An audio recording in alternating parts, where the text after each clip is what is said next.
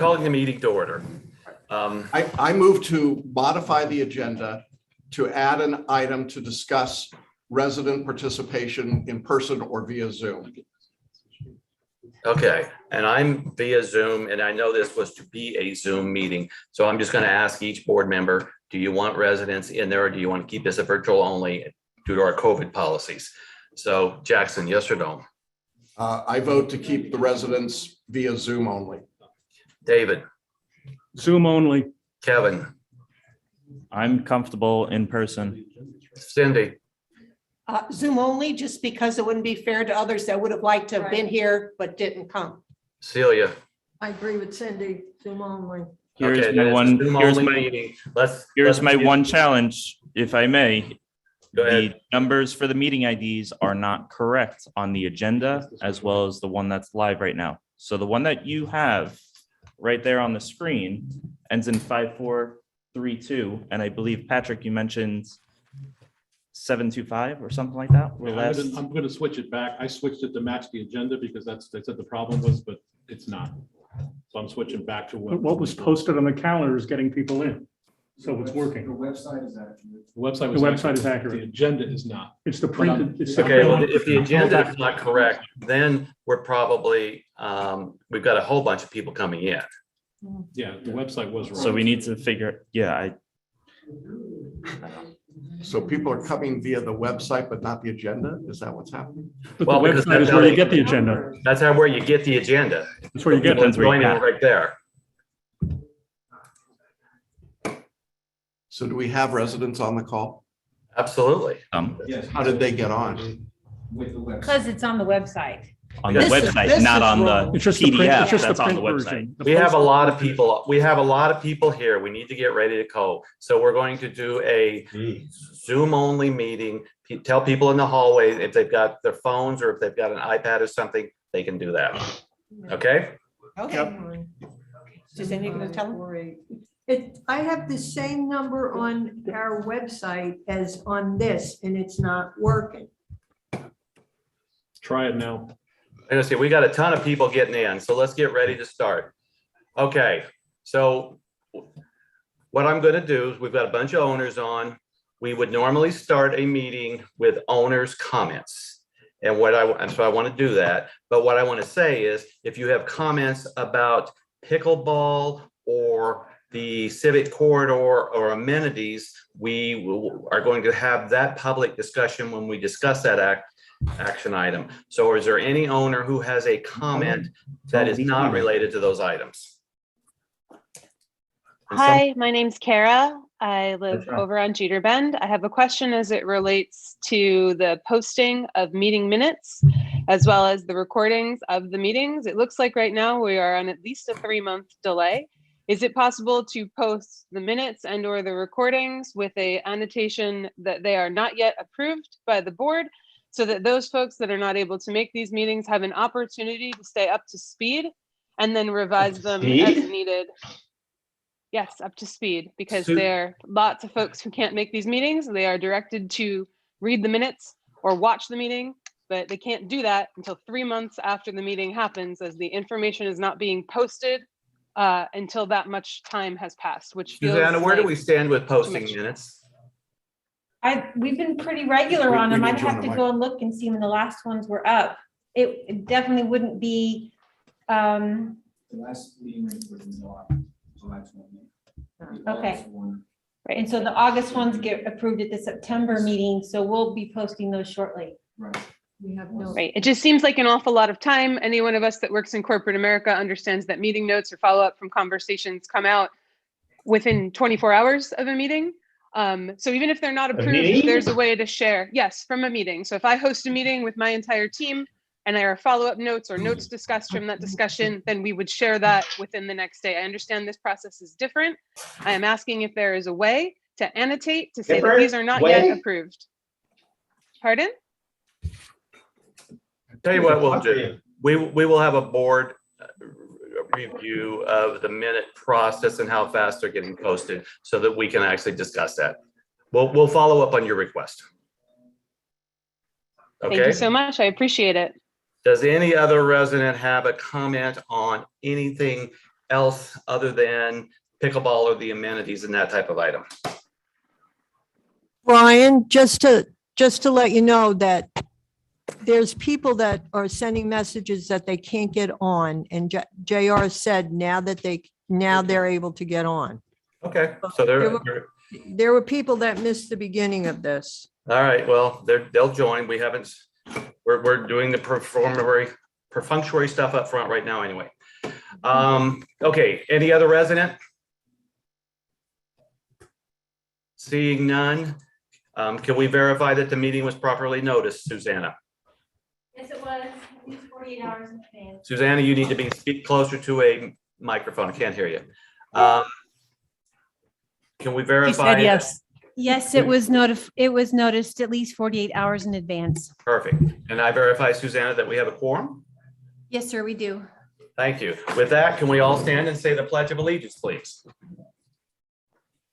I pledge of allegiance to the flag of the United States of America and to the republic for which it stands, one nation, under God, indivisible, with liberty and justice for all. Okay. Can I have a motion to adopt the agenda with the one change that we started by discussing whether this would be a virtual meeting or not? So moved. Can I have a second? Second. I don't know if that was Celia or Cindy. I couldn't tell. Cindy. Perfect. All in favor? Aye.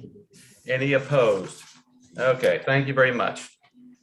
The first thing I would like to do before we go to the action item is I'd like to take 1 minute or 30 seconds to acknowledge that last Friday, Diana Vassallo resigned as a director and as the president of the board. She had been a board member before for 2 years, been an invaluable asset to our community and to the board for the last 18 months. Want to thank her very much for all her contributions to the CROA board and the Village of Celebration. I just want to thank her very much. Appreciate it, everything she's done for us. With that, I would like to go to the discussion and Q&A on pickleball. I can take over and do something here now, Patrick? Patrick? Yes, you can. He said yes. Okay, good.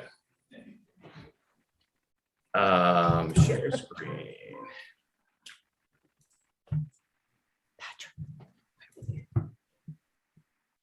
iPhone me. Can you all see my screen now? Yes. Yes. Perfect. I got this stupid thing in the middle up here. So I'm going to do slideshow. Dang, I got so much coming across here from the beginning. All right. So what I want to do first is we have about 15, 16 slides here. I want to go through those and I'll be the presenter for all of them and just talk about what they mean and stuff like that. And then we're going to open it up to public conversation.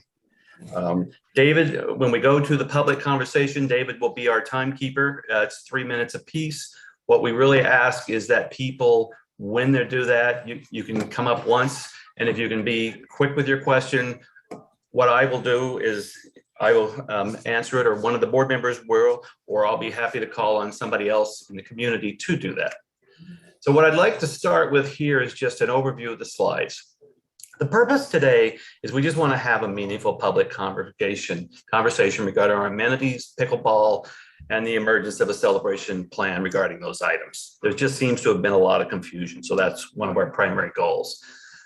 The CROA board, Mike Jackson and Steve Northridge, both of who are pickleball task force co-chairs, Adam Parrish, who's the Parks and Recreation Committee chair, and Dury Moyer, the Special Events Committee chair, have all been very active in this PowerPoint presentation. So what you are looking at reflects the opinions of all those people. And if it comes up to a question where I think one of those people ought to be called on, I will call on them. They're all online, and thank them for their time. Really want to start with a timeline. CROA has been, and key committees have been conducting parks and facilities amenity evaluations. They had one in 2010-11, one in 2016-17, and another in 2019.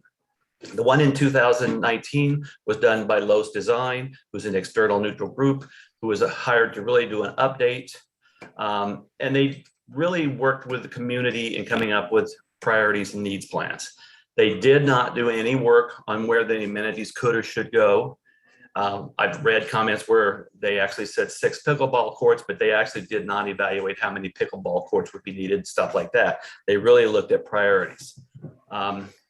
During Moyer and I actually had a conversation on Saturday. We've been addressing resident needs and steady efforts ever since 2010-11, and we're just continuing to do that as we go forward.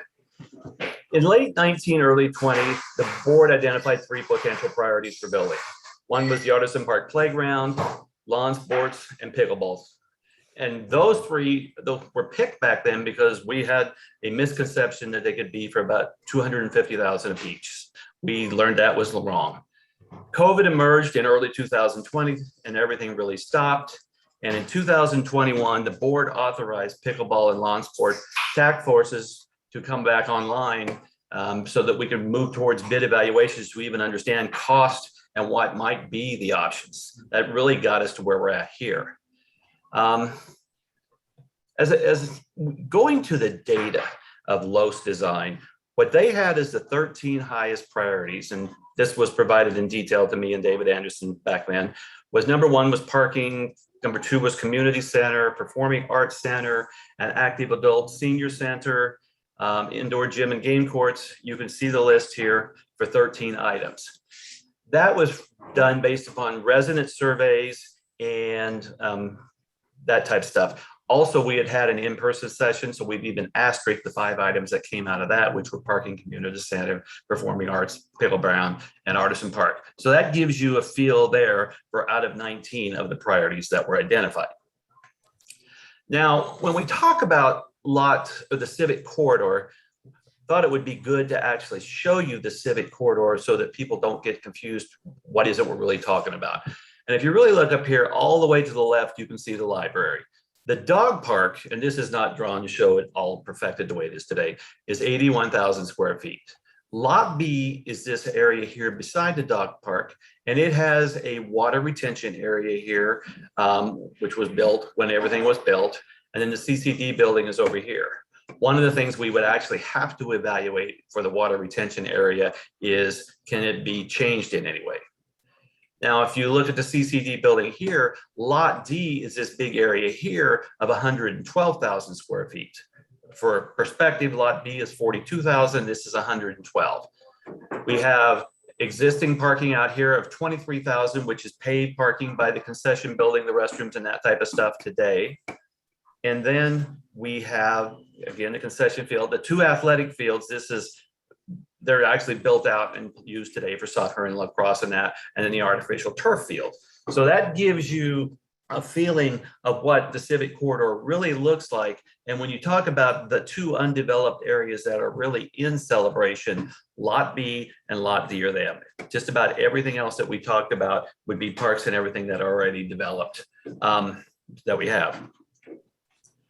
Parking on the civic corridor. Between the athletic fields, evening concerts and such, and if you had the addition of pickleball or anything else out there, parking on the civic corridor has hit a critical juncture. We do realize that. Today, Lot D is used for parking, but if you go out there and you look at Lot B or Lot D, they're really grass, they've got trees, they don't have drainage, they're not in great shape. They just are functional. So, you know, this space has never been properly organized for drainage, line striping and such. There's a lot of capacity for parking out there depending on what we do. And that really becomes the question about how much parking do we need out there versus other amenities. And Dury and Adam and I have discussed that, and I know they've discussed it with other board members. And then we thought it would be good to show you development on the civic corridor is very expensive. It is a swamp, and it was given to us by TCC, which is really Disney. And if you look here, for example, the dog park cost $807,000 to build. That was a lot of land preparation. You have to put in drainage, retention ponds and stuff like that. We bought the golf course property, which is Lot D, for $614,000. The athletic complex, which is the 3 fields, cost $4.6 million. That was Armco construction for 3.6. I've heard people say we need to put turf fields on fields 1 and 2, but the turf field on the one we have costs $600,000. Probably adding 2 turf fields would be another $1.3 million, $1.4 million with inflation since then. So it really kind of gives you a flavor, and then the road access and everything setting up there was 375. So we've already spent $6.4 million setting up the civic corridor. So when you hear somebody say getting something ready to go on lot B for $1 million, that doesn't surprise me at all when you look at the dog park cost $807,000 as an example. Okay, I'm going to give you some notes on the pickleball task force briefing. Later on, if you have questions on these, I'm going to ask the pickleball task force to answer those questions. Pickleball is a fast-growing sport nationwide. That we've seen pretty much all over the place. The Celebration Pickleball Club doesn't have a court. What it does is they take one Georgetown tennis court, and normally one tennis court would equal 2 pickleball courts. They turn it into 4 pickleball courts and cram everybody together. The club has 266 members with no advertising or promotion. Before COVID, they had 35 in attendance daily. I understand that people wouldn't come because there just was no place to play, but they can speak to that. With COVID, everything went down.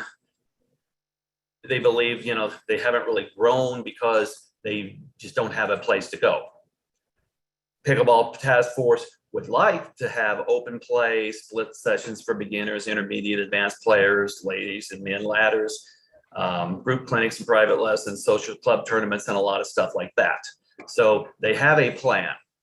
For the sake of clarity, I don't believe any member of the board plays pickleball at all or ever has played pickleball. So we're doing the same thing on this that we've done on everything else. We're building things for the community. CROA board notes. The CROA board supports a pickleball court facility. We've discussed this at board meetings. We've affirmed it at board meetings.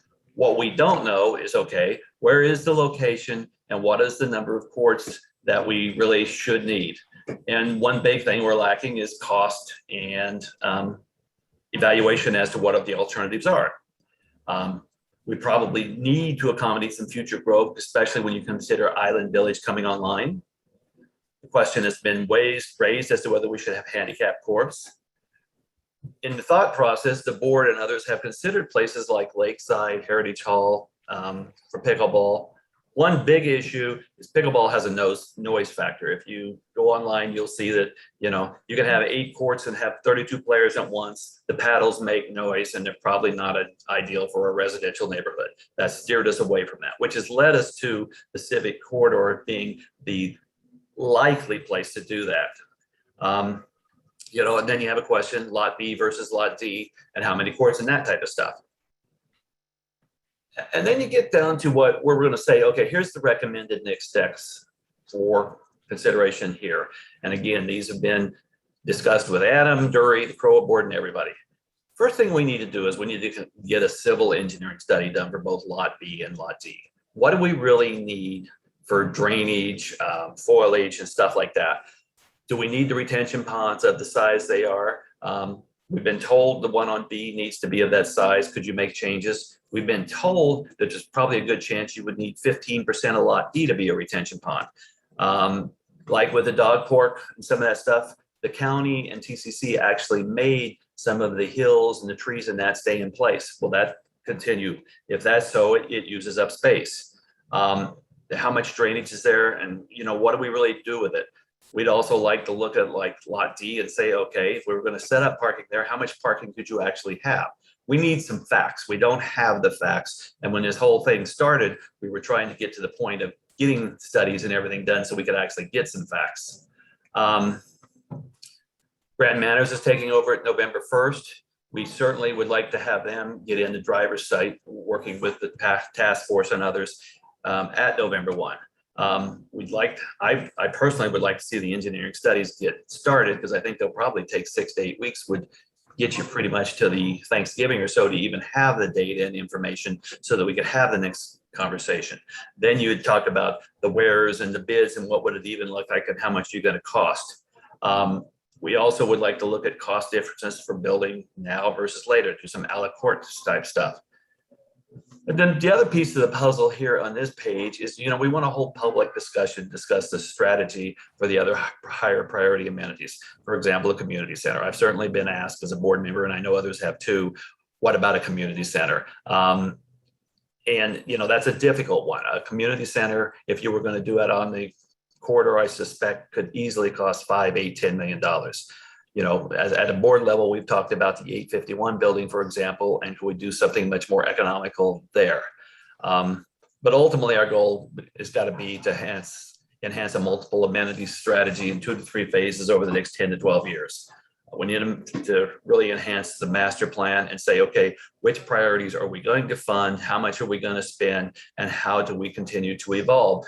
With the understanding that we have Lot B and Lot D, which are unused, and then what we have is parks and stuff like that. Before I turn it over to the public, does any board member have any comments they'd like to make? I would. Celia McFadden. Ready? Yeah, go ahead. Okay. First off, I got to get my head together here. First thing I want to bring up is I want to echo my words from the last board meeting regarding this whole process. I want to just shout out that this board is not shady. We have not done anything hush hush. We have not done anything under the table. We have not irresponsibly spending the residents' fees.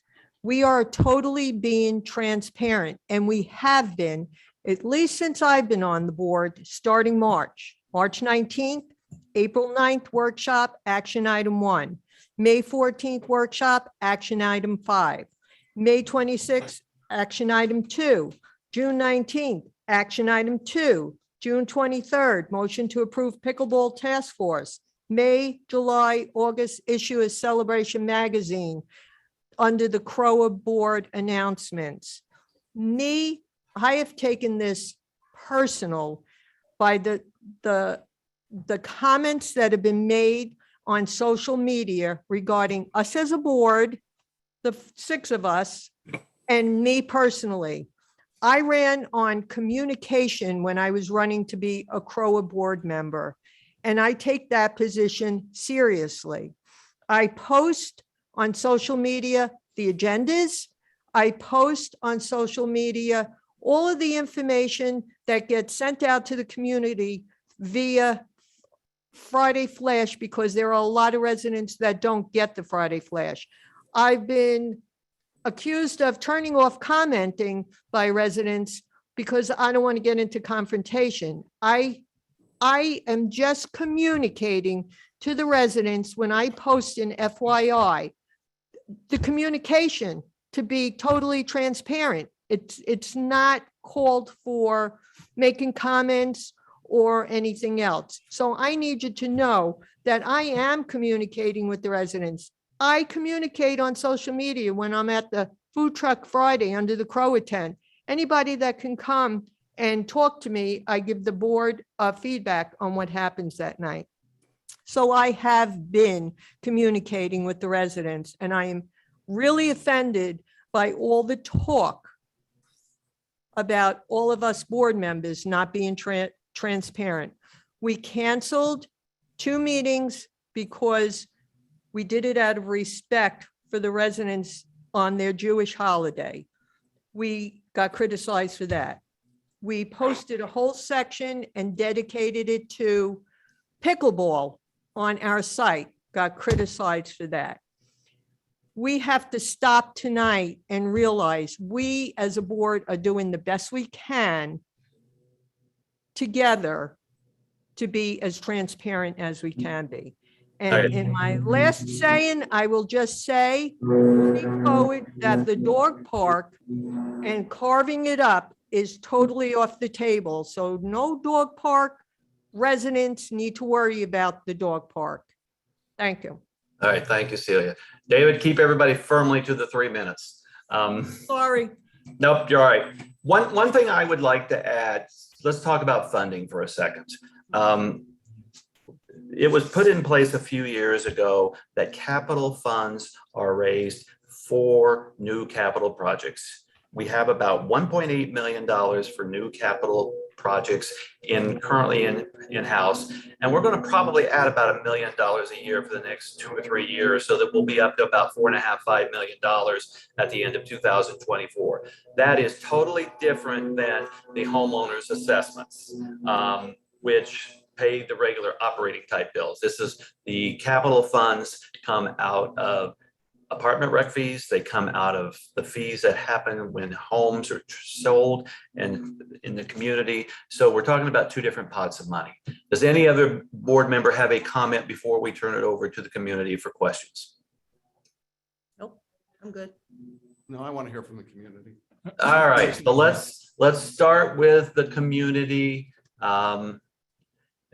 Who wants to raise their hand?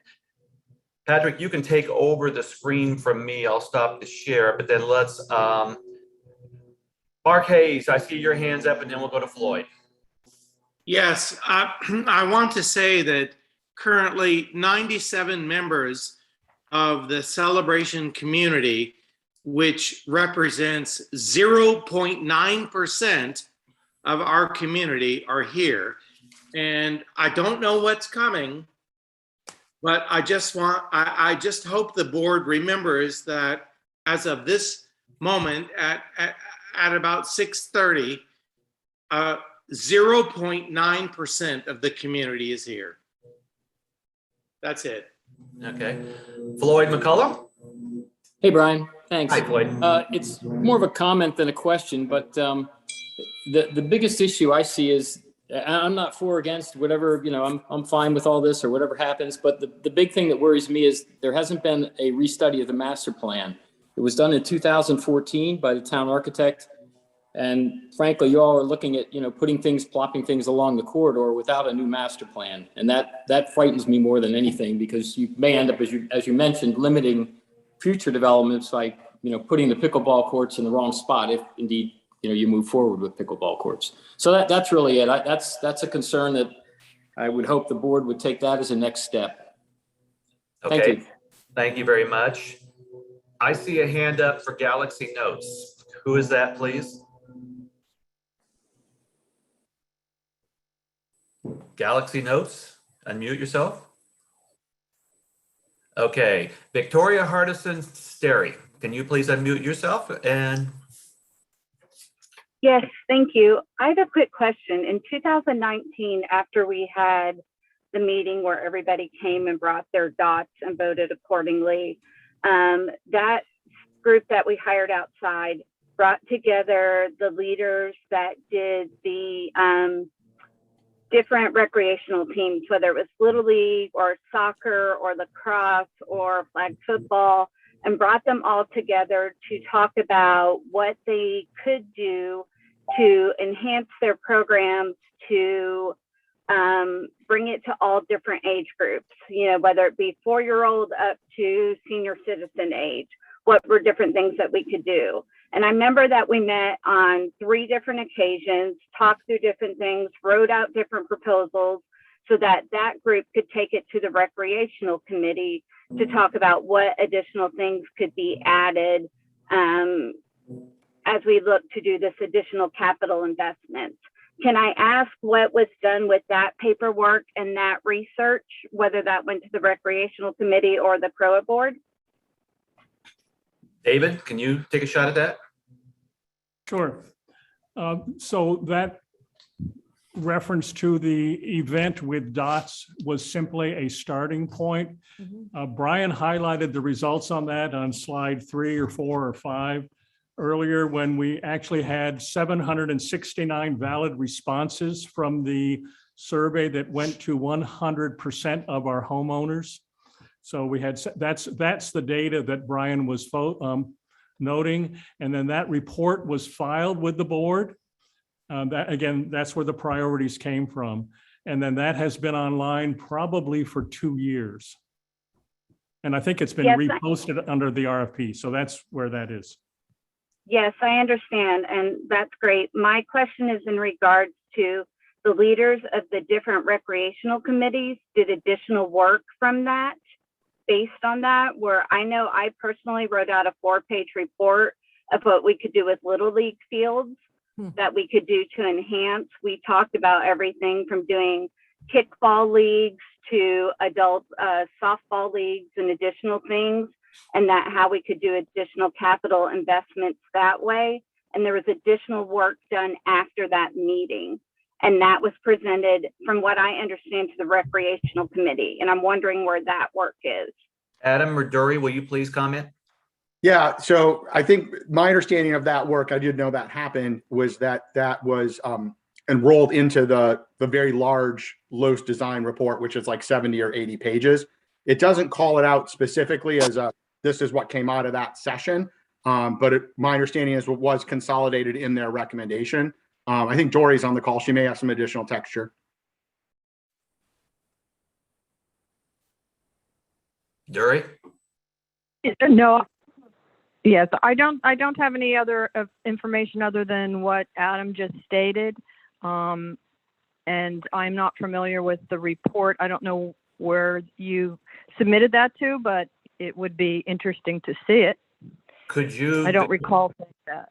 Victoria, could you submit that to both Adam and Dory, please, and copy the board, and we'll get back to you. Yeah, I would just add, we can find out if Los has everything that was compiled from them through town hall, because I'm sure the committee would love to see any details like that versus just the consolidated that was in the report. Okay. Yeah, I would love to give that to you. I was not permitted to take it out of the room with me.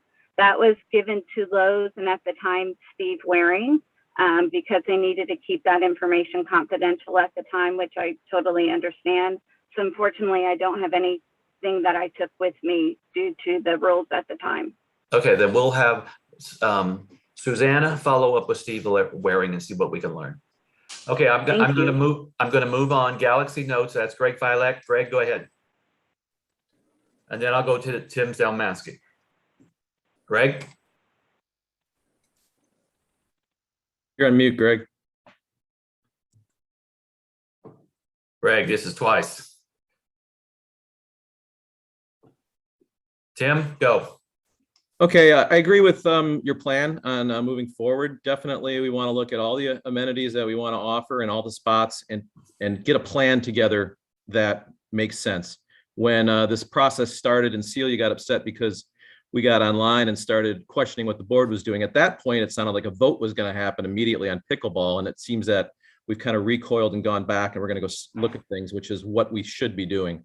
Did my own little research on the back porch, and basically the one item that's not on any of the agendas I see here is a skate park or like rollerblade hockey area, anything like that. It was never on the 2019 survey. That survey, I question who created it because it seemed very pickleball friendly. Pickleball is fine. It's definitely something that is wanted and needed here, and it would be definitely a good amenity to have. We just don't need to make it the only amenity we offer by taking over Lot D and putting everything on Lot D for pickleball. There's a lot of other options where we can put pickleball, and I know you guys are working on that, so encourage you guys to keep working on that. I do think, though, that a community center, as big of a dream as it could be, looking at like a lifestyle type fitness facility would be a huge draw for the community. If you had a place you could go work out, a place kids could play basketball, volleyball, weight room, something like that, that was big enough to handle the whole community, that would be an amazing amenity. And I think our property values would be significantly improved over some other different things. Granted, it's going to cost a lot of money, and exactly if we can put it on Lot D and make it make sense is another question entirely. But encourage you guys to study all those things, relook at what a skate park would mean. I understand that there's liability issues, and I still don't have a straight answer if HOAs can't do them because they're an unlimited liability, whereas a county or a city park can do it. Maybe we work with CCDD or the county to put a skate park in and give them the land or the rights or something to make that happen. Also consider Lot C. CCDD owns that. It's a big building right in the middle of where we want to develop everything.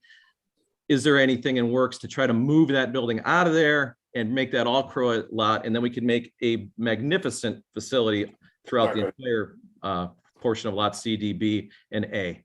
Also, one other thing, pickleball, I question how many people are really interested in it. I went to the pickleball page. There's like 300 people on there, but every time they post anything, there's like one response and one like. I think we'd have a lot of out of town people that'd be interested in it, which is great. But just how many people in town really want it that bad, I'm not really that sure. Okay. Also, I'd like to see them raising money for it and signing petitions like the dog park people did. Dog park went out of their way to make it happen. I've got people right now that'll give us money to build a skate park. I got a couple $10,000 donations. 3 minutes. All right. 3 minutes. Okay, thank you. Let me answer two of your questions, Tim. The 2019 survey was developed by Los with input from Steve Waring. So pickleball or anybody else was not involved at all. Just for clarity there. Brian, if I may? Yep. Yep. Just a couple of comments. I was very actively involved in building the survey with Lowe's Design. The survey contents actually came from some of their prior work, plus that event in this room where people were putting dots up. So the reason the skate park didn't come up because it didn't have much play in the community at all.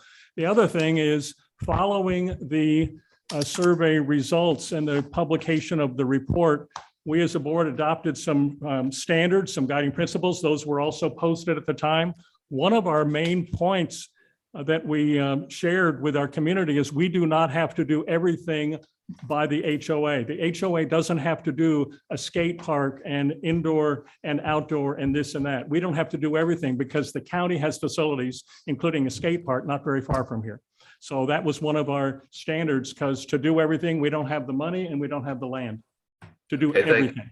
Okay, thank you. Muriel Hogan asked that whoever speaks identify themselves. This is Brian Kinsel. We'll probably talk enough. I hope you all recognize me. Okay, Muriel Hogan, we'll let you go next. Patrick, Galaxy Note 9 is not able to unmute himself, so help him with that.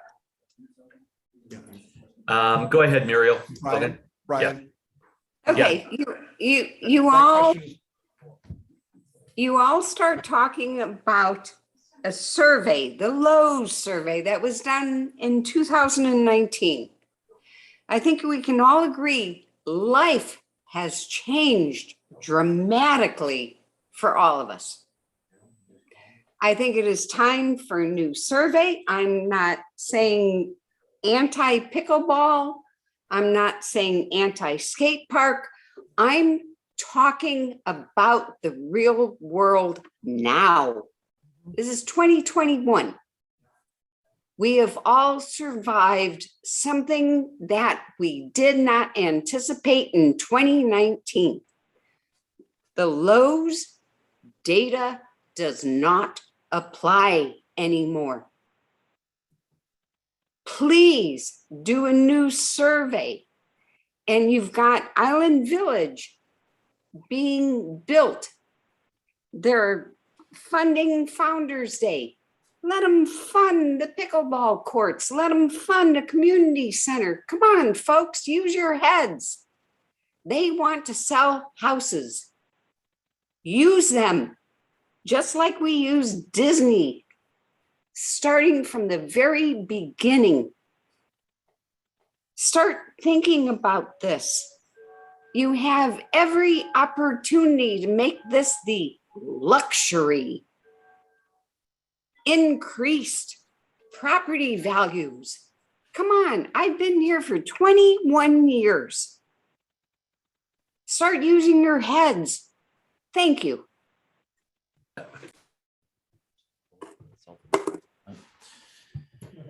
Okay, Jason Sheik. Wait, Brian? Yes. Before you do that, would you look, Mr. Filak has put his comments, his question in the comments section. He's unable to unmute himself. Okay. Let me look here. Where is Greg at? Okay, in 2019, the board made a sincere effort to split the CapEx funds between amenities, one for younger and one for older or for adults. Is that what you're talking about? That's not a true statement. Not a true statement.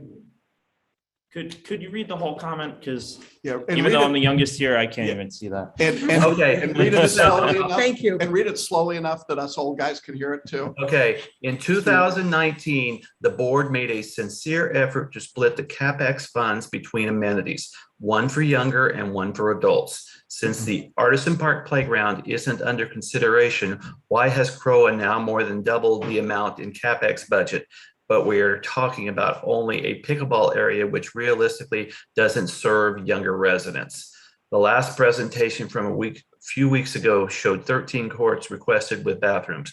I have heard no substantiation of why 13.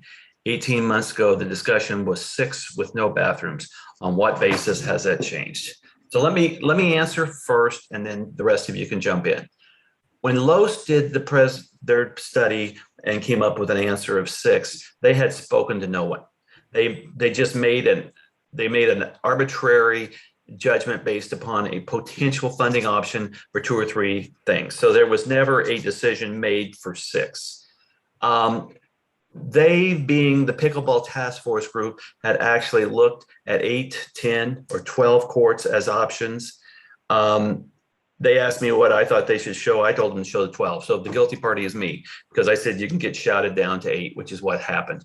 So the decision has not been made by the board as to 6, 8, 10, 12 at all. What we were trying to do was get the conversation going, and we've been successful there.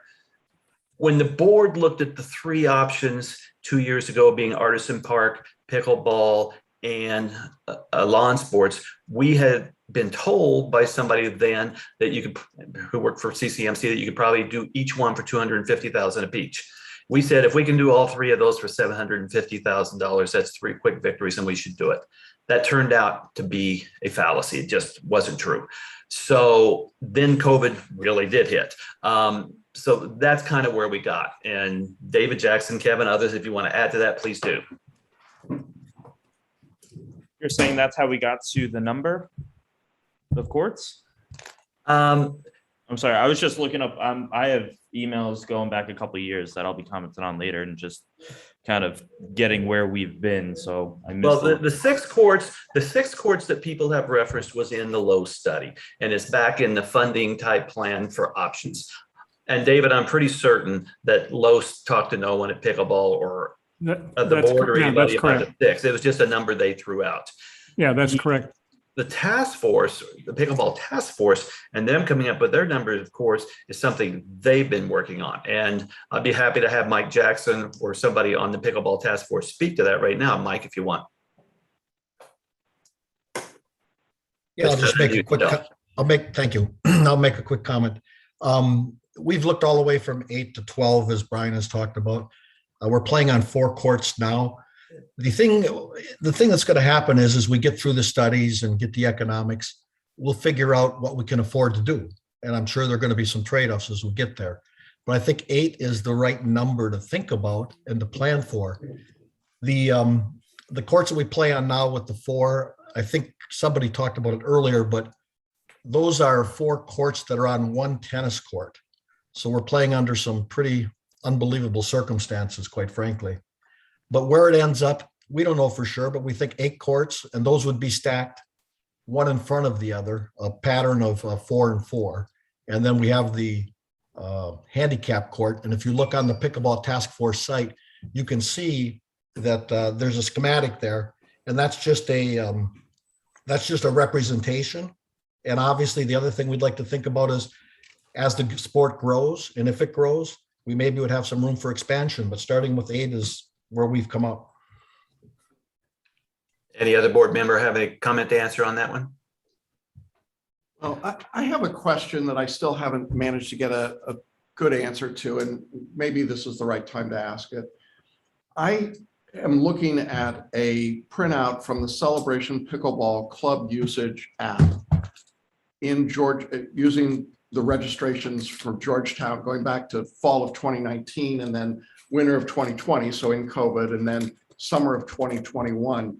And there's a column in there that says number of players, and the number of players and then there's non-attending players. And so when you add the number of players and the non-attending players, you get the roster size that the slide deck indicates.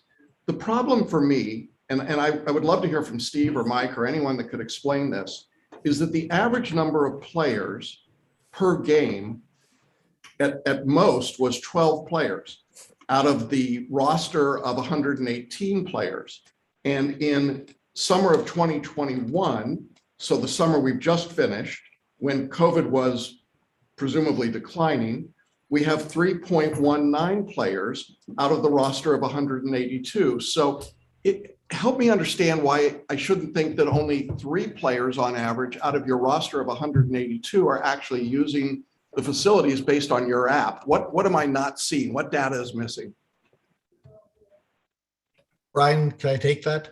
Absolutely. Thanks, Jackson. Dave Eastman has been with the club almost since inception and deals with the apps and the whole scheduling thing and all that kind of information. So I'm going to ask Dave Eastman to comment on that. Thank you, Mike. Dave Eastman, 1109 Blaze Street. I've been a resident for 16 and a half years. Can everybody hear me? Yes. Thank you. Jackson, if you look at those numbers, I assume you're talking about the app called Heja, Heja, or Heja, depending on how you pronounce it. Is that the app where you're getting your numbers? I believe that's where it came from. I don't have the app. I don't own the app. I just saw the printout. Okay, and that's fair. If you look at those raw numbers, then I would say your assessment is correct. The issue is the app is not what we use to track, and we don't use anything to track attendance. The app was originally designed to schedule our sessions, and people could sign up if they wanted to, but the majority of people do not. Pickleball is very much a social sport where we, unlike tennis, where a couple of people say, hey, let's go play tennis, or 4 people. Pickleball, you typically have scheduled sessions where multiple people show up for a 3 to 4 hour time period throughout that 3 to 4 hours. From the get-go, when a few of us started Pickleball in Celebration, we have never, ever required signups except when we restricted our numbers due to COVID in the early 2020 season. And even during then, we used a different app than Heja, and we routinely had anywhere on some days as many as 28 people during COVID sign up for 24 slots. But it's important to understand that the Heja app, the database that I've created, we used Sign Up Genius for a while. We used an app called Pickleball Den. These were all management tools for my co-manager and myself to help communicate with other players about our schedules. Had nothing to do with trying to prove our numbers. And okay, so if I could interrupt for just a second, David, that's helpful to me. Would it be possible to see those other apps so that we could see the numbers? Where I come from, if you put out numbers, you got to prove them up. And I would just like a true up of the numbers, because everything that we're talking about with the number of courts is built on the assumptions in slides 12 and 13, based on the representations of the task force about usage. It seems to me that it's a very easy case to make if you've got the app that shows those numbers. And I don't want to be using the wrong numbers or the wrong app, but this is literally the only thing I've seen, unless some other member of the board is aware of something beyond that. Jackson, thank you very much. Again, this is David Eastman speaking. Yeah. Just to clarify, we have never used an app to track our attendance. And so any app that I were to show you, I can show you the roster of 200. Now it was 266, I think, in the slide deck here. And that's just 2 weeks old. We're already up to 270 of people that have seen some of the comments going back and forth on Facebook and have signed up and added their name to our roster to join. And so I don't have permission from people to share that information publicly. I wasn't looking for individual names, obviously. I was just, do you understand my dilemma here? I do. And so let me share it this way, Jackson. I don't think any amenity that we're looking at has been asked to provide a roster to justify their cause. I believe we justified our cause and the need for pickleball courts in the 2019 survey that was sanctioned by the CROA board. And once that officially sanctioned survey was published to 100% of the residents, that is the documentation we should be referring to. Had the board come back to the pickleball group at any time prior to this and said, look, we're getting a lot of pushback, we don't believe your numbers, we need to see hard data, then we would have done something different. But we have never mandated people to sign up. I'm telling you, as a retired Air Force Lieutenant Colonel, as a pilot for a major airline, I hope you're not doubting my integrity. The numbers that the Pickleball Task Force are sharing with you are accurate and valid numbers from what we see on a regular basis during our prime season, November typically through April, on those 4 small pickleball courts that we're using in Georgetown.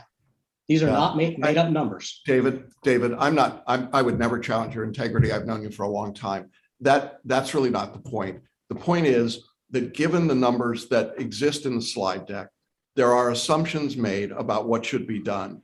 And soccer, when we were building the Fields complex, had to provide us with, in their case, they gave us names and addresses. I don't know if they had to, but they did.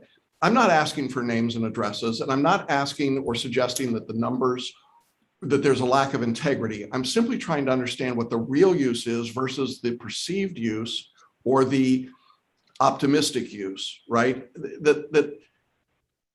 You know, the difference between 6 courts and 12 courts could turn out to be a substantial sum of money, and it certainly would impact the amount of space that we need. So I think you would agree, when you're landing an airplane, you'd like to know how much runway you've got, right? I'd like to know how much runway we need to land this particular plane, and I'd like to have the best data I can. I'm pretty sure you don't fly in bad weather on visual flight rules. You use your instruments, you use data. And I'd like to have the best data we can get. And I'm asking you to help me figure out where that best data is. Okay, let me jump in here. As we go to the next level of this, where should it lead to how many courts, Dave, you and your team, figure out the best way to get the board. And I think it involves sharing a roster ultimately of how many people. And as you talk to people and people listen on this, if they're interested in being on your roster, get them to sign up. I mean, if we know we've got a few hundred people that want to play pickleball, that's big, but let's work on that as a task item. Is that fair, Jackson? Yes. And Brian, I just want to make a couple of comments here. Go ahead.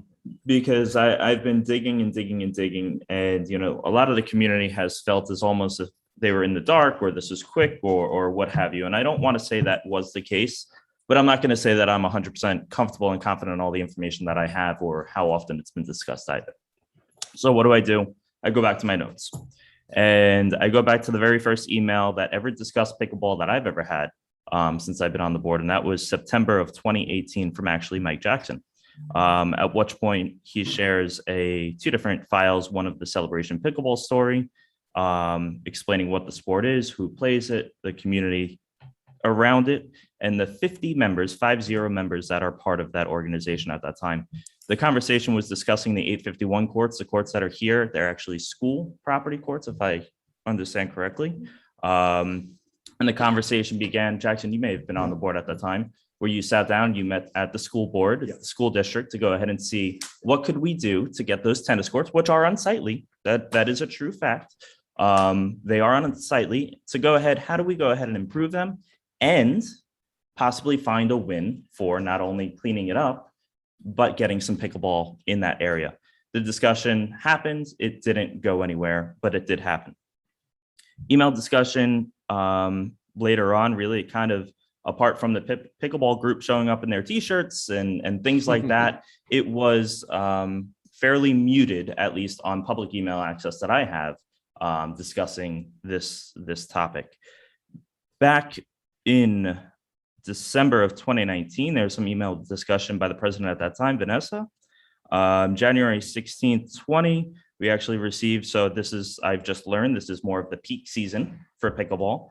And at that time, this resident who is pro about pickleball mentions there are 147 individuals on this app, whatever this app may be. 147, more of a specific number. I like numbers that look like that, not the even 50, not the even 100, not things like that. I go ahead and I learned that Winter Garden, as an example, has 6 courts. Georgia has 5, where this gentleman is from. Massachusetts, the community he's aware of, has 8. And at this time, this pro individual with 147 individuals on the app suggests and supports a 6 to 8 court facility. And this is somebody that plays a sport and knows a sport, not me. It's definitely somebody that is pro this and supports it with 147 individuals at that time. Vanessa goes ahead, the president, once again at that time, expresses that this is a community that has over 10,000 residents, and that's who we represent, and we need to recognize that. That goes back to a comment that happened earlier on today's meeting. Brian's email, actually, on a separate topic, ironically, mentions the same thing, and I quote, we represent as CROA 4,321 homes, not 105.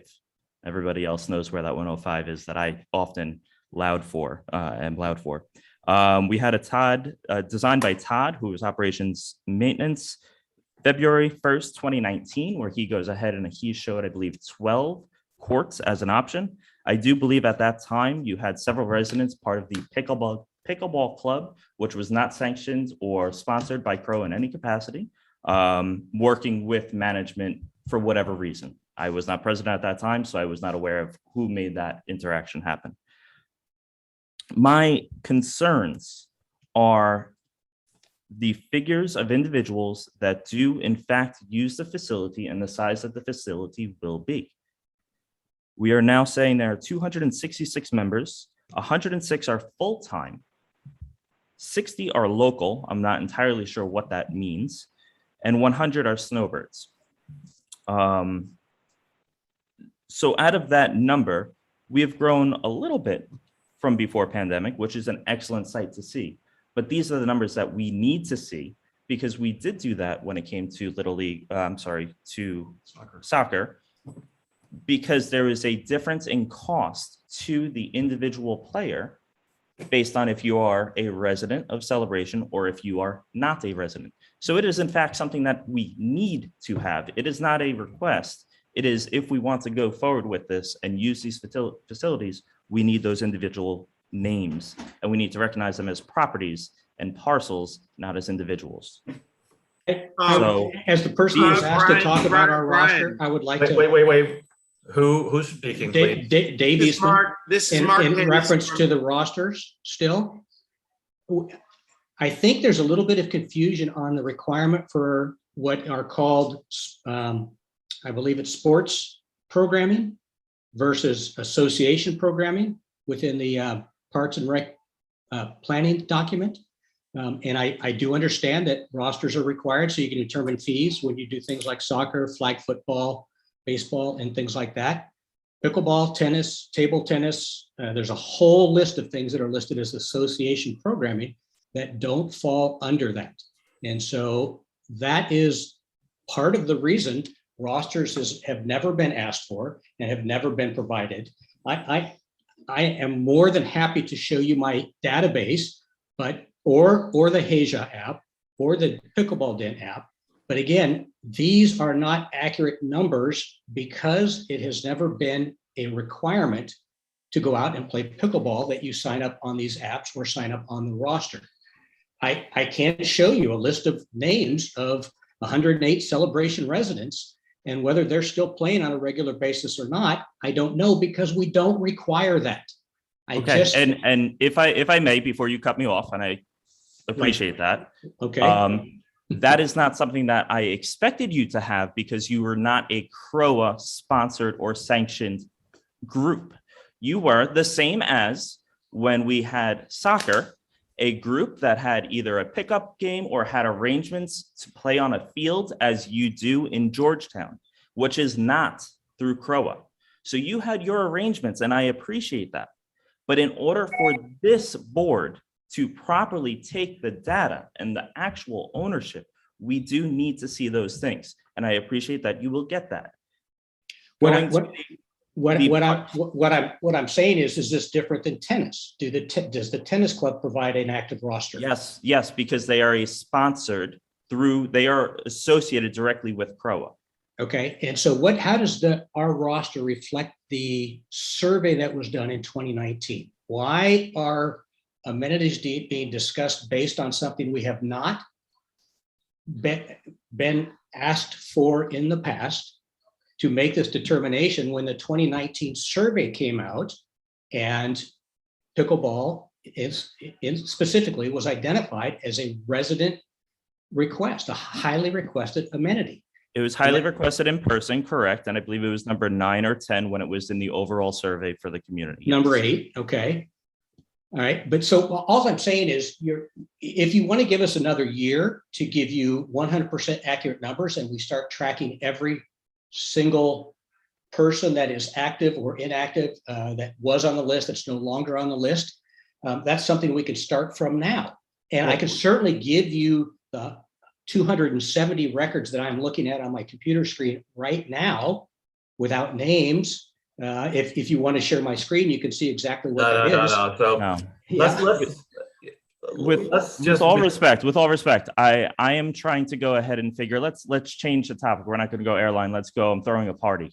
And I need to know roughly how many people I'm throwing a party for so I can determine the size of the venue I need to invite all of my guests. And maybe some extras that I think Kevin, I can tell you. That's my challenge. Kevin, I can tell you, there are less than 1% of the residents of Celebration on board in this meeting right now. There are currently 95 people from Celebration, maybe they are or maybe they aren't, in this meeting. So it's way less than 1%. What's your point? Who is speaking, please? Who just spoke?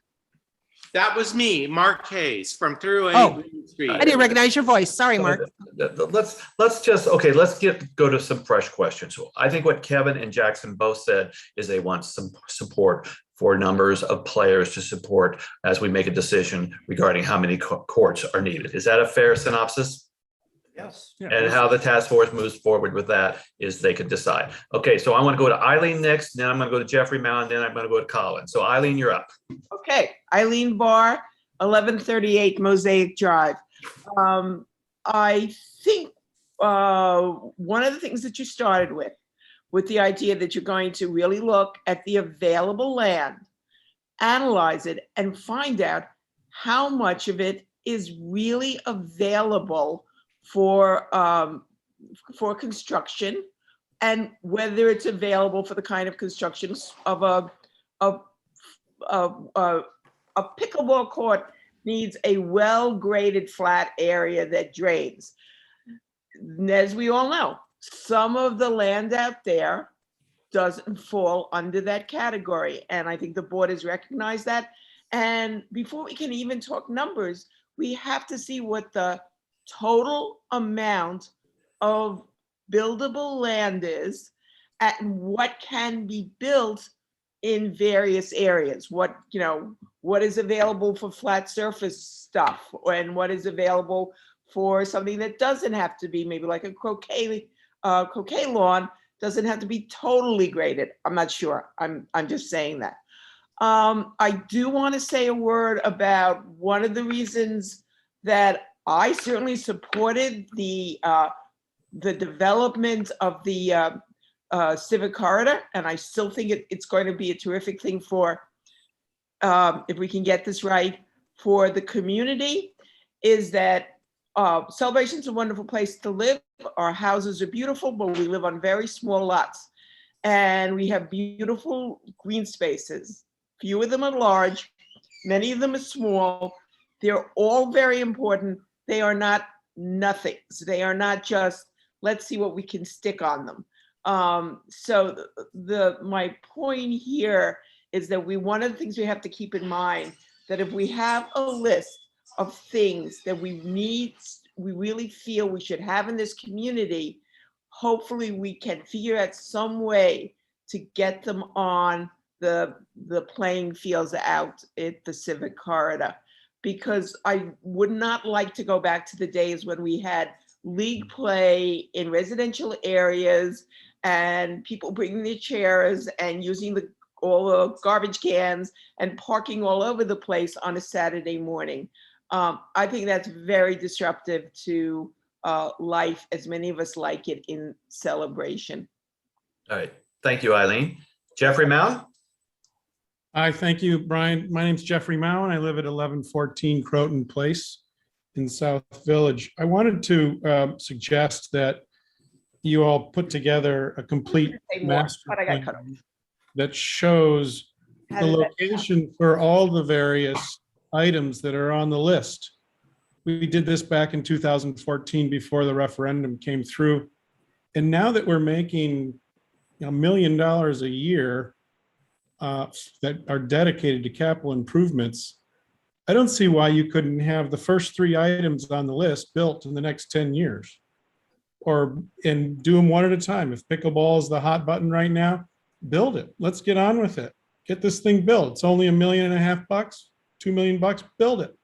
That's 1 year's worth of capital improvement.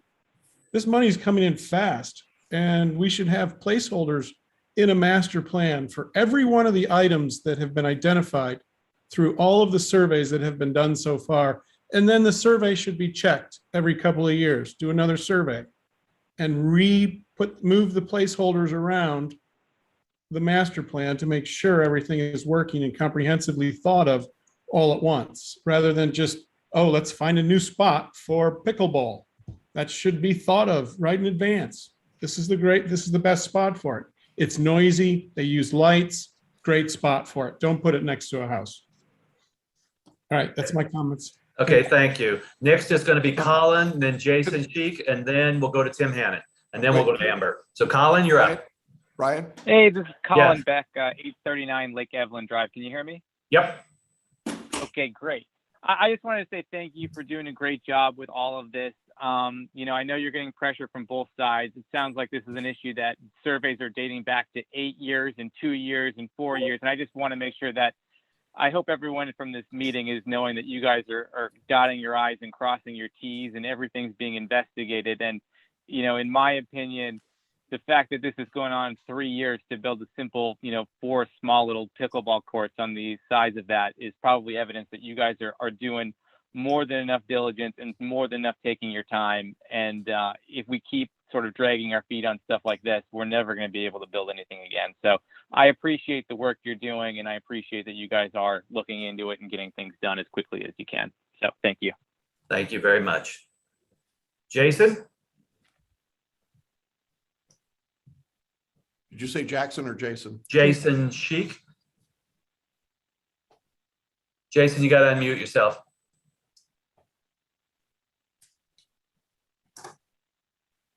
Jason, you got your hand up if you're there. All right, Tim Hannon, you're up.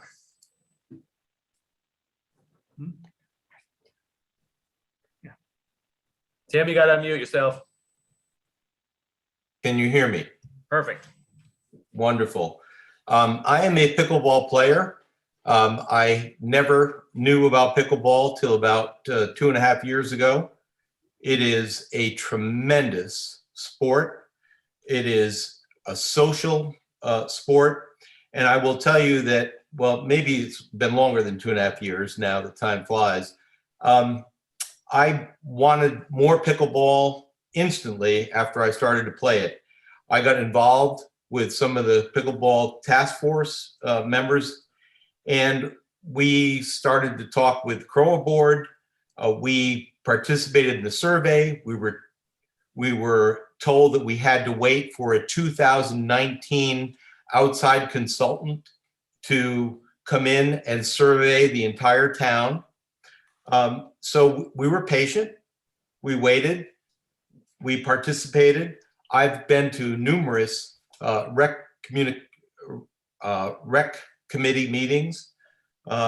So we have been out in the community looking forward to working with CROA in order to support a fast-growing sport that is really social and it is not just for older people.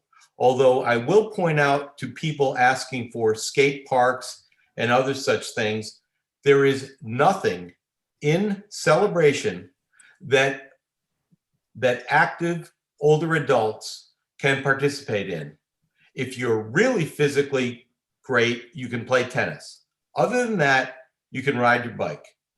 So I would like to say that pickleball is open to everyone. I have played pickleball against 19-year-olds, 20-year-olds here in Celebration, but it is a tremendous sport. It is a tremendous need for this area. And I agree with Jeffrey Moen that we're spending far too much time talking about something that we participated in over years and participated and waited and with COVID, and it does not take from the HOA fees. It is something the community needs, and we need to move forward with it. Thank you. Thank you. Okay, I'm going to go to Amber and Tom, and then I'm going to go to Jackson Mummy because he's got some dog park questions. But Amber and Tom, you're first, and then I'll go to Jackson Mummy.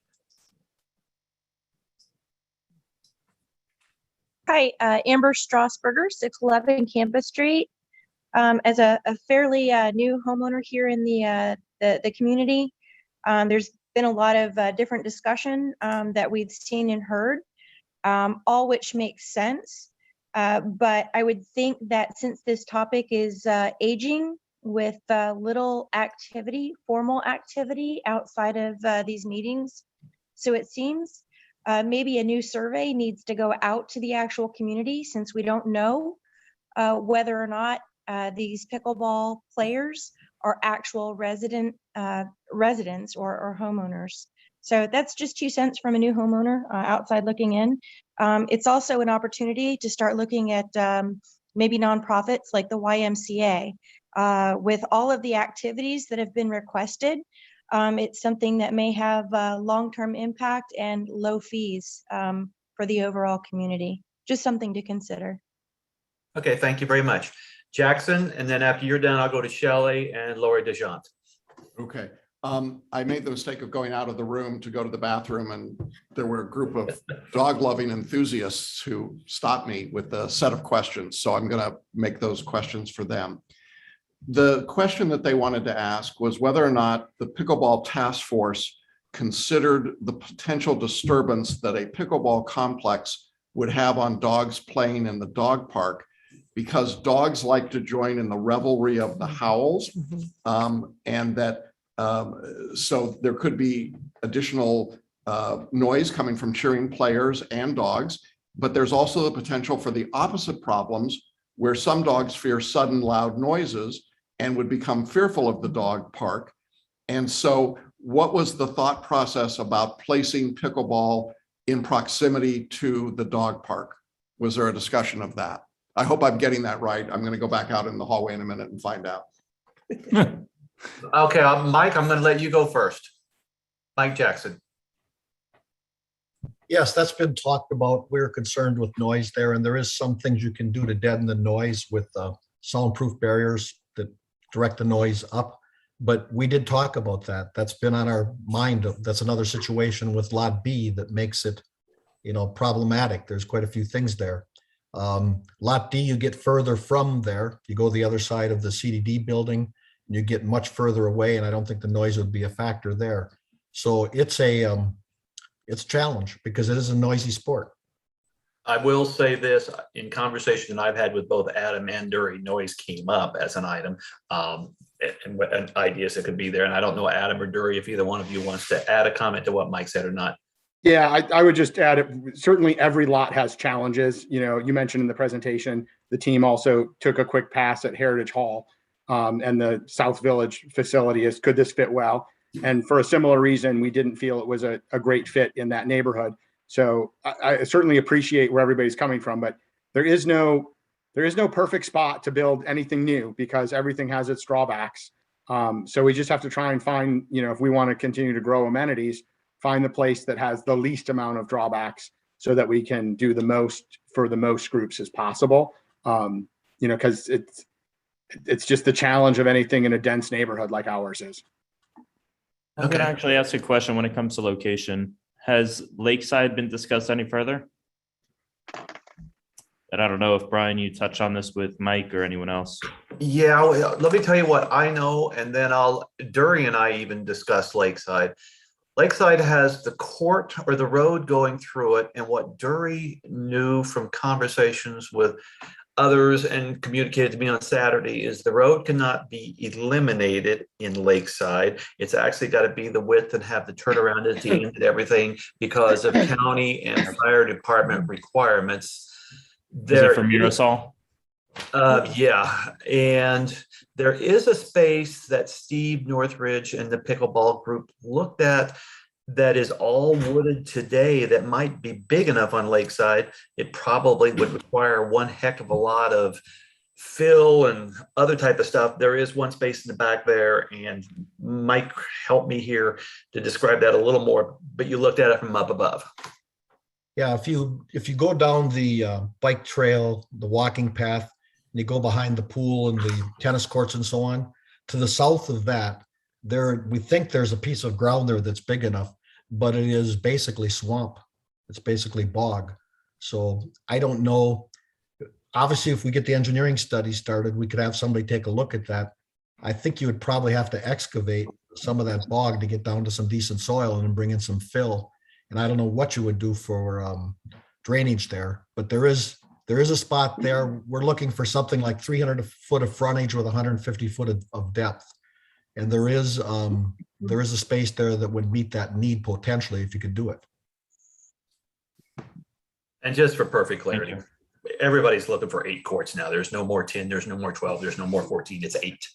Okay, I'm going to go to Shelley, and then I'm going to go to Lori DeJohn, and then I'm going to go to Daniel's iPad. So Shelley, you're up. Please unmute yourself. Hi, this is Shelley from 1121 Indigo. I made some comments in the chat and I just needed to know if I needed to give you my address in order for them to be recorded. I was reading through the comments prior to getting on because I started late, and I started to say that I agreed with some of Tim's comments and that it's really a want, not a need, and $2 million is a lot of money. Not that I'm against it. You know, I won't play, so there's that, but it's a lot of money, and some of it's my money. I think it would be better suited for us to take another survey, look at things that we can balance. If we get pickleball, then what do we get for teens? Or what do we get for families as a whole versus pickleball for adults? And I just think there's other ways we can look at it, and that is a lot of money to spend, in my opinion. Okay, So my comments are on the chat if anybody needs to record them. Nowhere in my mind was I thinking $2 million. So, and I suspect several other board members would have a heart attack if we said $2 million. So how much does 8 courts cost? We don't know yet. We don't know. That's what we're trying to figure out. I thought there was a number floating around, and I thought I heard a number as I was sitting here. And I just can't imagine that we don't have a more current survey and that we're not going, okay, if we send out this survey and we ask for what people want, then we take it from the top down and, you know, see how far our money will go. But we need to balance it. If the adults get one thing, the teens get something or whatever, so that we're not putting everything out there that only satisfies one group of people. The other thing is we have no amenities for people who are handicapped. And I would think that would be something that. Hello. I don't mean to cut you short, but $2 million, I don't know where you got that figure from. That's all right. She said it's an error. She's okay. Okay, no. But I just want to say that we're not even to the point.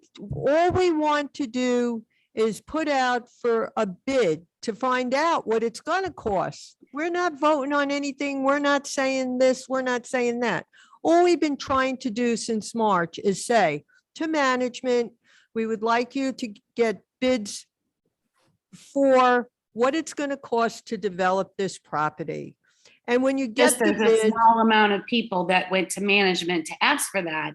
There's an awful lot of people. Let me jump in, Celia. Okay, go ahead, Brian. The small amount of group of people that you're talking about came to the board, but it has been a conversation. It's been ongoing for a few years. So, and I respect, because what you're really saying, and we've heard it from a few people, is you'd like to rethink the survey and you'd like to rethink the community plan so that we all understand the community plan about how we want to roll out the various amenities and where and I think the board needs to consider that, yes. yes, Everyone's individual. and you've reaffirmed what we've heard before today. So I thank you very much and appreciate that. Laura DeJohn, and then Daniel's iPad. Hello, my name is Laura Deschamps and I live at 1021 Banks Row Street. I'm a homeowner. We've been living here since 2012. I do understand that those who love pickleball want a pickleball court built for sure. And it sounds like a wonderful sport to do for all different age groups. Now, that being said, there was a poll done on the Back Porch Facebook group, which has nearly 6,000 people, and only 9 people wanted 14 courts. So that's pretty telling that very few people want that many courts. So I don't disagree with building pickleball courts, but I feel that, you know, it's really too much to build, you know, that many. And I also feel that other amenities would be great for other age groups, such as a skate park. And I kind of have a feeling that there are certain people who are influential in this town that are having the board's ear, and that, you know, perhaps come to all the board meetings and try to influence the board. But I strongly believe that we need to look at the needs of the overall community and not just the needs of a few. And for that reason, I agree with all the other residents in this meeting that said that the board should have a motion to do a new survey and really see what are the needs in the community today. Because just 9 people wanted this project done, and, you know, millions being spent on, you know, such a project doesn't really sound financially responsible. So I would just like. Excuse me, can I ask where you got, what Facebook page you were looking at and what survey and where you got the number 6,000 people? Absolutely. The Back Porch group on Facebook. And granted, it's not an accurate survey because we don't know if everybody's a homeowner or everybody's lives in town. However, we have that opportunity to do that now with you, the boards, you know. Okay. A poll was done on the Facebook group. It has 5.7K members and 9 people voted for this project. So, and let me, let me answer this question, please. First off, I was asked by several pickleball people if they would respond, and I told them please not to. So the survey did not get a reasonable response. I said, let's not inflate or inflame this more than we already had. So 9's not an accurate number. But what I'd really like to answer is, I've been on the board for 3.5 years. Kevin's been on the board for 3.5 years. Jackson, 3 years. David, I think 5 or 6 years. Cindy and Celia have lived in town forever. I can honestly tell you, do I get lobbied by pickleball people? Yes, I get lobbied by people who want tennis. I get lobbied even heavier by people who want a community center and an adult performing arts center and all kinds of things. And I know all the other board members do. I can tell you with 100% certainty that the board members on this are none of them play pickleball, and every one of them tries to do what's right for the 4,321 people, as Kevin said. Each board member only gets 1 vote. For lobbying, 1 board member really doesn't accomplish anything. So we try very hard to keep it balanced. I understand that, but in the interest of the entire community, we should have a new poll to show what their actual interest is. Because perhaps in 2019, people didn't respond because they didn't realize that a huge pickleball court was going to be built. See what I mean? So now that everybody's aware of the situation, I'm pretty sure that you would have a higher participation rate than you used to in 2019. Brian, can I say something? Yes, please. This is Cindy. So for those of you who don't know, I used to work here at Town Hall. And I can tell you that in 2011, we did one of those dot things that they were talking about earlier. And at that time, the top 3 things were soccer. They had a big representation here, pickleball, and people who wanted a large community center or performing arts center or whatever. That was done 10 years ago. And of those things, the only thing we've got now is the soccer field. It's been 10 years. I don't see where these surveys are really changing that much over 10 years. And COVID impacted the last couple of years. We couldn't move forward, but I'd hate to see it do another survey and take another 10 years to get something else moving. I don't think a survey is going to take 10 years to do. I think if we ask the time it gets you can get a feeling of the community needs right now. Pretty I'm going to quickly. call 3 minutes. We know you want another survey. So I'm going to go to Daniel's iPad and then I'm going to go Brian, one to, moment. go Just, ahead. I have a question for Jackson and David that may know the answer. Do you know roughly the expense that we had for Lowe's to go ahead and do the survey they did? What was that? Yeah, it was about $30,000 So all in. I personally, and I'm one vote, am not in favor of dropping $30,000 of the homeowners' funds for something that was completed right before COVID. I agree that a lot has changed throughout COVID. A lot has changed, but to Cindy's point, a lot hasn't changed. Right. So we know priorities. We just have to figure out the way to do it and the way to do it properly. And I'd rather those $30,000 go into a new project than learning the same thing of what we know. And can I say one more thing?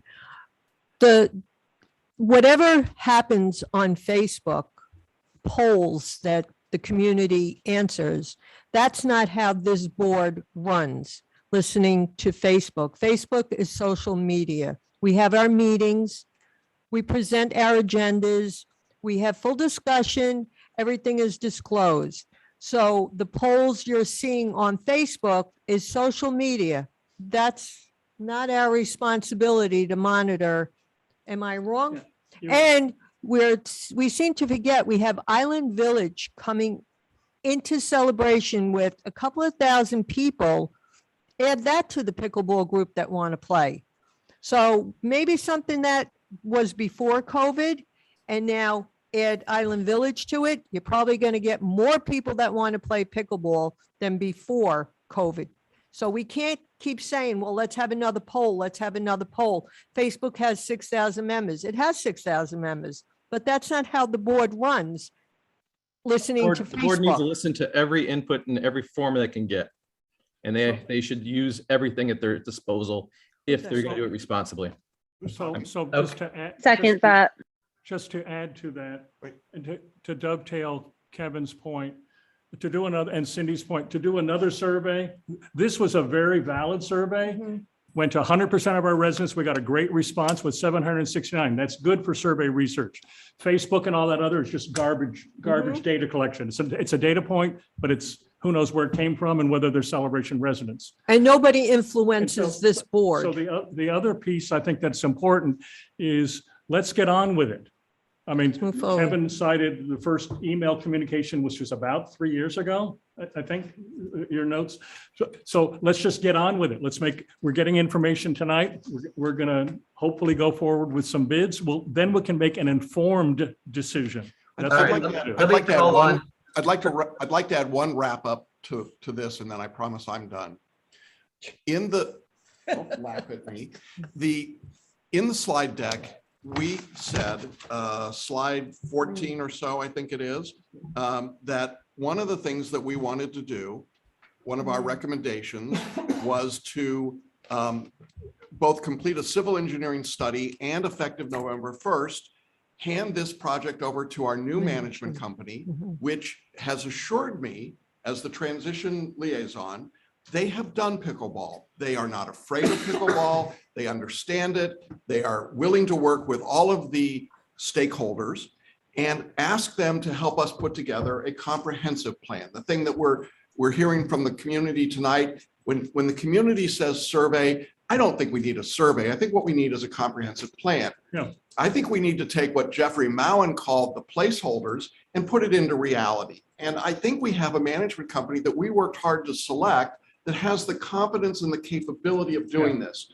So what I'm hoping that the community will allow us to do is to get the engineering work that we need, because that's going to be true whether we turn these into parking lots or not. We're going to have to know that number.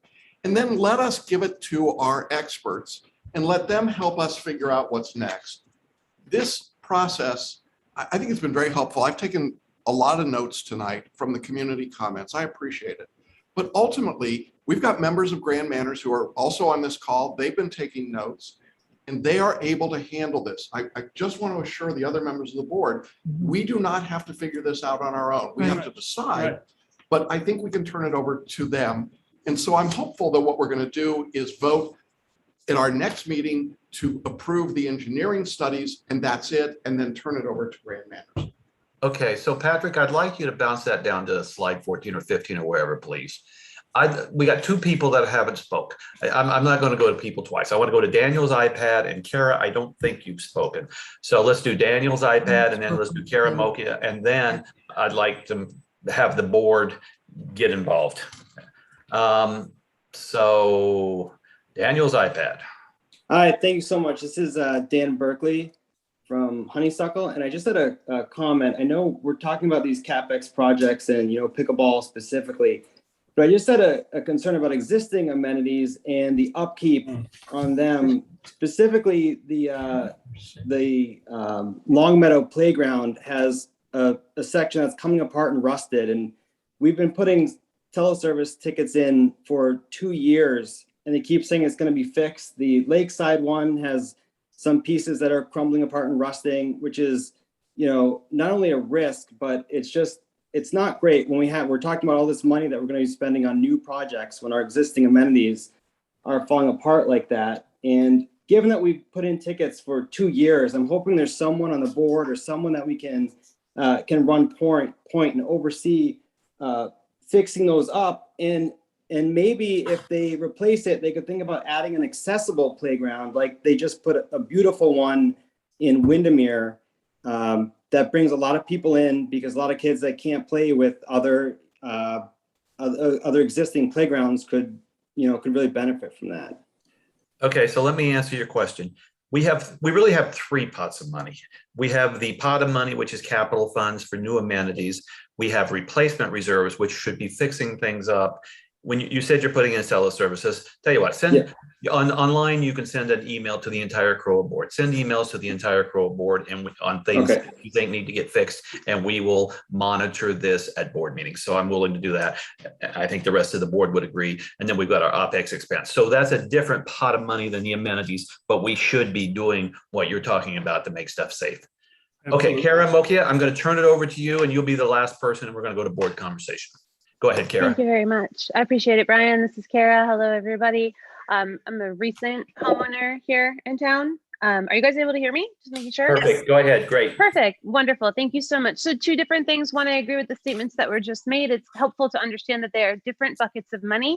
The question that I would ask you is, when we have many things that are in need of uplift and upkeep, is there an opportunity to make a motion for the ability to move funds from one bucket to another in order to make sure that we do have all of our amenities upkept and usable by our residents? So it's sort of question 1.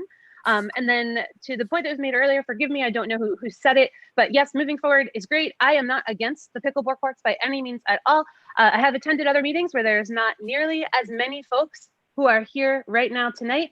I understand that there's not a lot of love for social media, it sounds like, from this group, but the reason that there are this many people here tonight is because of social media and because of the open communication and dialogue that Tim does manage from the Back Porch group. So I think it's really important to note that, because it allows our residents to come and participate and be vocal and find out what you guys are working so hard on. So rather than discount it as something that we don't take seriously, perhaps there's an opportunity to look at it and use it as an opportunity to talk to more of our residents and hear their feedback. That feels very important to me. I work in technology. I think you guys are working very, very hard. Really, I have a dog. I love the dog park. I love the work that was put in by the folks that raised money for that. But I'm very open to enhancing the amenities of the dog park, which I believe was part of the original proposal, with lights and bathrooms. I know I have other friends in town that would be a strong proponent of that as well. I'm in no way against pickleball, and my asking questions about pickleball does not put me in that space. I'm very athletic. I've never played. I'd be happy to come out and play. I would like for the communication and the transparency and the open dialogue that is happening tonight as a byproduct of social media and people going, oh my God, something big and crazy is going to happen, right or wrong, continues to happen. Maybe we don't need to spend $30,000 on a survey. Maybe we need for people to know that they have a voice and can come to these meetings and speak up, not via a website that maybe everybody doesn't visit every day, but via the things they touch on a very regular basis, like Facebook. All right, That's it. It's just a moment in time. I'm going to jump in for a moment. I'm going to jump in for a moment because Kara, your comments are truth beyond anything. And it's been something that I ran on 4 years ago when I first came on this board. Unfortunately, prior management company was extremely against it. And in my personal opinion, persuaded a majority of the board every year to stay off of all social media pages. I am happy to say that our new management company, this has been shared with as a very big concern, recognizing we have multiple social medias that exist throughout the community and how they can get involved with it. My example has always been the way the Disney annual pass holder is or the Universal pages are. Those are separate Facebook pages that those companies jump into and stay involved in and stay active with. So what you've said, 100%. I know Celia ran big time on social media. I don't want to speak for you, but No, but I I agree. I agree with what you're saying. And that's why I always post, well, I try 100% of the time to post the agendas, to post the workshops that we used to have, to post anything on the back porch, the front porch that's important to the community. The agenda's there. It's up to the individual resident to take responsibility and read the agenda. If there's something on that agenda you feel and you have a passion Turn commenting you're off. against it, excuse me? Yeah, I would encourage you to not turn commenting off. You Well, might the not think that it's an commenting- opportunity. Let me finish, because you think that you're setting yourself up to be looked at like you're shutting down conversation. No. And I don't think that that's your intention. I just No, think it's that not. social media etiquette, right? When we turn commenting off in social media etiquette, it means that we don't want anyone's opinion on something. No, I don't think that's that's what you mean, but that's social No. media etiquette. So I'm just sharing that underst- with you. Someone who works in tech, it That might is be in your correct. best interest, right? It just could be in your best interest to Brian, consider. we're at Let me 3 leave minutes from comments. the Okay, we're at residential three hours. minutes. We're at 3 I'm minutes. sorry, Thank Kara, I you. got to shut you down. Thank you. One thing I would like to answer. though, Totally okay. I'm very aware of I'm very aware of Tim's postings. Tim actually asked me to call him, and I actually called Tim even. That happened. I actually read every one of yours, Kara. To say that we don't read them would be a very incorrect statement. We probably read them. I guarantee you our spouses read them, and I guarantee other people read them and make us aware of them. Social media is something that we all live with. All right. It is now 7:45. What I'd like to, Patrick, bounce up one page. What the recommendation was, and this was the recommendation of Adam Parrish, the pickleball group, Dury Moyer, and the board, was that we should do the civil engineering studies on both Lot B and Lot D. The reason we're doing both is because people sit around and talk about, and board members are guilty of it too, what we should do with those lots when we don't have good information about what even is the capacity that could be utilized and what would have to be done. I still board think this is an important thing for us to do. And then the second thing we really talked about was, yes, November 1, and actually there's been a lot of talk here about a master plan and stuff like that. I think that makes a lot of sense. But from a board perspective, do board members agree that the civil engineering studies on Lot B and Lot D still make sense? And I'm asking a question before we go to motion, or if we want a motion, we can make a motion first. I mean, if you want to go around and make comments, I'll start off and express that, yes, I do believe whether it's a parking lot, a community center, a whatever, we do need to know what we can do with each parcel. That is irrelevant from any amenity that is built. And I've always said that. I said that the land cost and the cost of the land development is separate from any project. However, so I will be in favor of that. However, when it comes to pickleball specifically and the locations moving forward, because it is tied into the same packet, presentation and topic that we're on, I still want to go ahead and keep Lakeside as an example. I'd like to go ahead. I hear your comment regarding the county. I just don't understand it. I'd like to hear it from the county. what restrictions we would have over there. So that's my feedback there. Okay, and we could expand this to be Lakeside, Lot B and Lot D. Jackson Mummy, what are your thoughts? I'll support a approval of an engineering study for Lot B and Lot D to tell us what the basic costs are to do that work. I want to be crystal clear that this is not authority. My vote is not authority to build pickleball on those yet. I'm with Kevin. I want to look at these other options. And as I indicated, I want to give this to our management company, but I agree that we need to take the civil engineering study step as soon as possible. Okay, and just for clarity, page 13 says nothing about pickleball, so I just want everybody to be aware of that. Should we look at that one area in Lakeside? Yes or no, Jackson? Yes. Okay, I can't see you guys well enough. Cindy? I think I'm for the survey, and we may find out that all that's suited Wait, for is a survey or the parking lot. civil engineering study? There's a big I'm sorry. The civil engineering study, because we just might find out that those two plots of land are only suitable for a parking lot. And I would wait on Lakeside, but those two for sure now, because it's, and I don't want to say that we're dragging our feet. I think I don't even know how to say it, but things need to move at least, and not pushing it to go through quicker. It's just, let's keep going and stop getting bogged down with stuff that's not even on the table yet. David? So yes, engineering study. David? Yeah, I support at least for lots B and D, but I want to also make it crystal clear that when we look at the engineering of study of Lot B, there is no incursion with the existing dog park. Because there was talk about taking over. I understand it came from the Recreation Committee or some individuals there taking over 2/3 of the large dog side. So I would just want to make sure that the fence stays where it is, and we're talking about the undeveloped land of Lot B as part of the engineering study, B and D. So I would support. Brian, since the Parks and Rec is the one that made that one, I want to add a clarifying point. There's a 35-foot space between the rear fence of the dog park and the property line with the golf course. And I think that space is impecable imperative, I should say, to be in this work, because that is where the water retention solve could be, is in that 35-foot by 500-foot space. I would be in favor of not going through that path yet and knowing that's in our back pocket later on.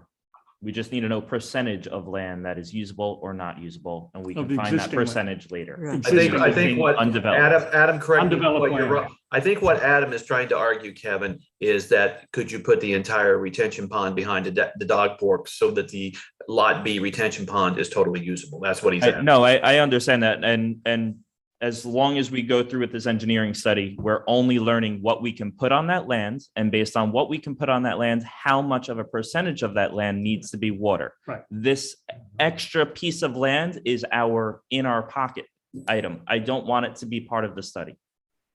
Well, I think only so long as that the study says that it could be used for that. I think that's the $64,000 question. Yes, and I want to hear from the professionals first of what B and D are capable of first. Well, that's why you would need to look at the whole lot. The Of the undeveloped parts. undeveloped That's all we're portions. looking at. That's the only What he's one. saying is the piece behind Lot D or behind the dog park is not developed either. That's what he's saying, Adam's saying, I think. That's not, I if it's understand. undeveloped, it's undeveloped.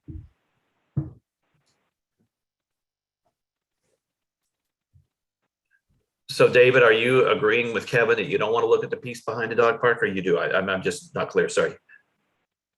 Whatever's undeveloped. So in other words, outside the fence line of the dog park. So behind the dog park, you're okay with? Yeah, To look at, it's To not look at. in the dog park. it's not in the dog park. He's saying it would look at it for whether it could be more of a retention pond. If it's outside the dog park, it's outside the dog park. I think that's just a detail that we learn later is all. That's what Yeah, I'm saying. who knows what they're gonna say. Okay, Celia, are you good with this? So I'm good with B and D, and I'm good. Lakeside. I don't know that we need to go to Lakeside at this point. I'm good with B and D, just B and D, and staying outside of the dog park. anything that's not developed outside of the fence of the dog park. Okay, so the motion, so let me make a motion and see if I can get a second. So the motion is that we want to have a civil engineering study done on Lot B, Lot D, and any undeveloped dog park land that is outside the fence. I'll second that. And then I'll open it for conversation. So that was a second from Celia. And this is for the portion of all development of whether it's whatever we can build. This is Mhm. not tied to pickleball, correct? What is This the has engineer- nothing to do with pickleball. This has to do with learning how we can use it and what our options are so we can have a conversation. Right. So with that being said, I'm just curious why we don't have, well, never mind. I'll skip that. Fine, that's fine. I'll save that one for later. Okay, I'm gonna call the vote. Kevin, yes or no? Sure. I'm sorry, was that a yes? Yes. Okay, sorry. Jackson, Yes. It's not a confident yes. Cindy, Yes. David, Yes. Celia? Yes. I'm a yes, so that's a unanimous. So we have got that passed. We got to think about how to proceed with this. We'll figure out how to proceed with this with management early next week so that we can get this engineering study moving. Now, let's bounce down a little, Patrick. I don't think anybody's arguing about effective November 1st, get Grand Manners involved. If we go down one more page, I think we as a board have to think about how we're going to have the master plan conversation. I think Jackson would argue, and I think probably rightfully so, that we need the management company to help us with that. I have heard that it probably would take 6 to 8 weeks to get the engineering study done anyway, so that gives us time. I mean, Grand Manners is around now anyway. They can start planning about November 1st, and then we can get them heavily involved as we think about a master plan, and we can talk more as a board. Is that acceptable with everybody? Yes. Yes. Yes. Yes. Okay. Then if that is the game plan, is there any other, before I move on, Adam Parrish or Dory Moore, do you, or Mike Jackson or Steve Northridge, does any of you have any more comments? No for me. Adam, Dory, good? I'm taking silence as yes. Any more comments from the board? Thank you for your work No, on this. thank you, Thanks, Brian. Brian. All right, I think we're all the way to action item 2 by 10 till 8.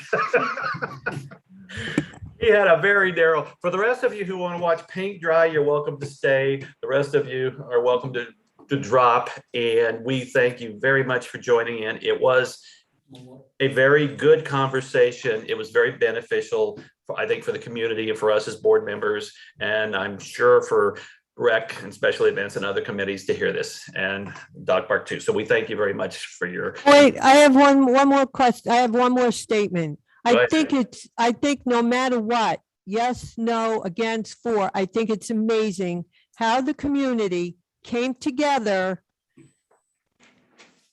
zoomed in on this meeting. Finally, we have some participation from the community, whether it's for pickleball, whether it's against pickleball.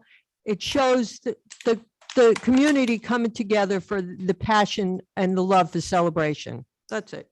Okay, thank you, everybody. All right, let's go to action item number 2, which I can't see the motion because it's hidden at the bottom there. So we got a motion to approve 4 repairs by Performance Roofing in the amount of $3,022.50 from South Village Townhomes and $70.50 from North Village Townhomes. Can someone make the motion? I'll move to approve for discussion. Okay, second. Second. Perfect.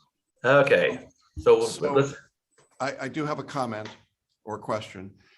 I note that 3 of the repairs are for the same property. And I also note in looking at the invoices from Performance that it is literally just a template. It doesn't actually tell us which of those many items they did or didn't do. And I get that they're charging us $750 apparently every time we pick up the phone and say there's a leak.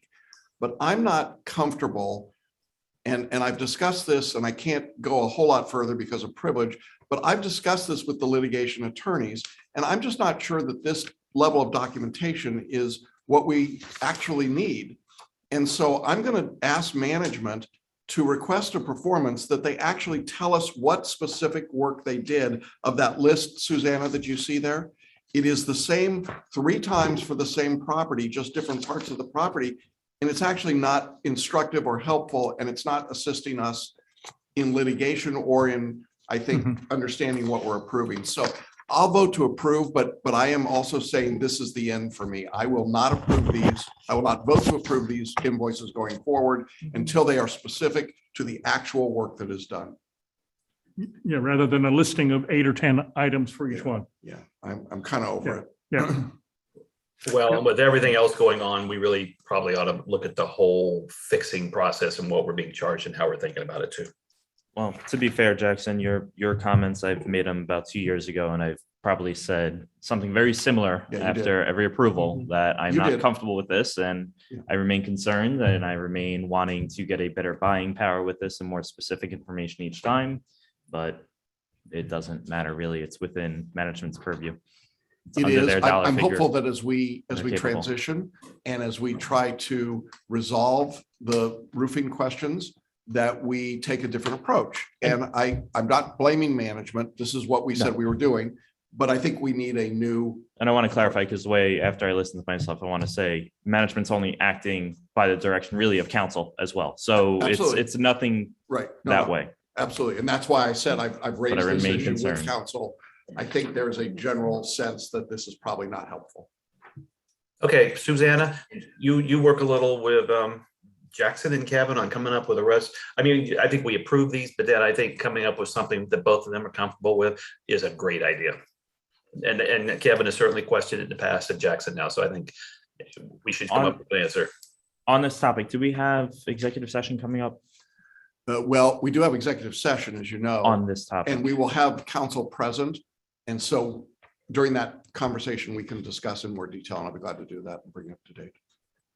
Okay. Okay. Different Fair enough. council.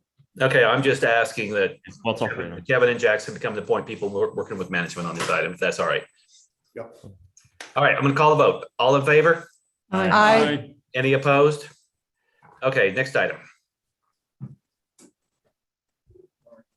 You're running it, Patrick. Blue Sage. Go back to the agenda. Or Susanna's running it, whoever's running it. I think you are. I'm not running it. I'm zooming. Okay, so the agenda says motion to appoint 3 members to the Blue Sage Service Area Committee. Yep, okay. I'll make the motion. Can I have a second? I'll second it. Any comments from anybody? No, we have the applications here that we can see. Yep, and I've read them, so Yeah, we have. call the vote. All in favor? Aye. Aye. Any opposed? Okay, Jackson. I'd also like to just say that last night we had the committee vote for Blue Sage, and they did have the required votes in favor of the committee. So now that this is done, they are officially a committee. So Excellent. congratulations, Blue Great. Sage. Remain So how excited many about service this. areas have a committee now? 8. 8. Thank you. Perfect. Good movement, good progress. All right, Jackson, do we have a management company transition underway? I have sent an email to the board, I think it was on Monday, updating you all on where we stood. We're 42 days from, at that point, we were 42 days from transition.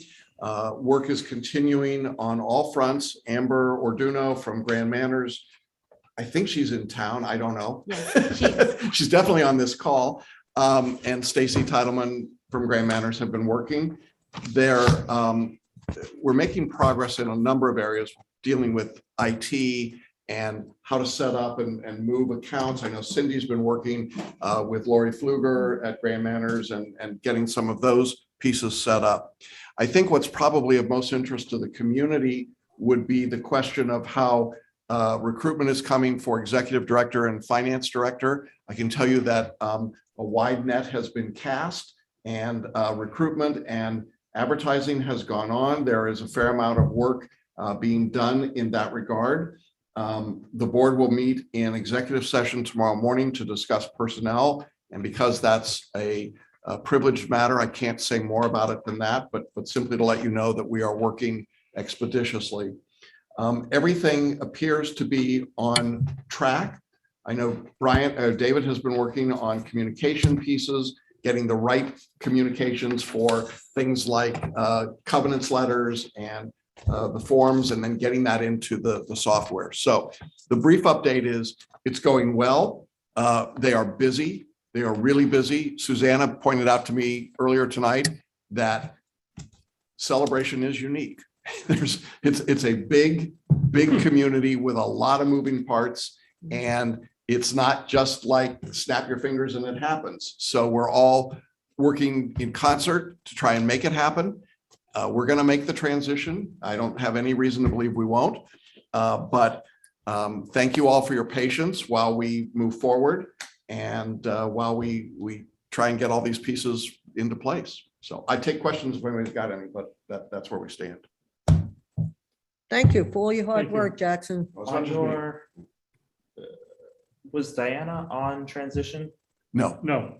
No, transition David, was Cindy. David and Got Cindy it. and myself, and we allocated responsibilities. David is primarily responsible for the communication aspects. Cindy has been responsible for the financial and the data transfer. I have worked primarily on the hiring, staffing, and general communications to the board, as you know, from the communications we've sent. Thank you. So one addition to what you said, and I think I responded to the entire board about this.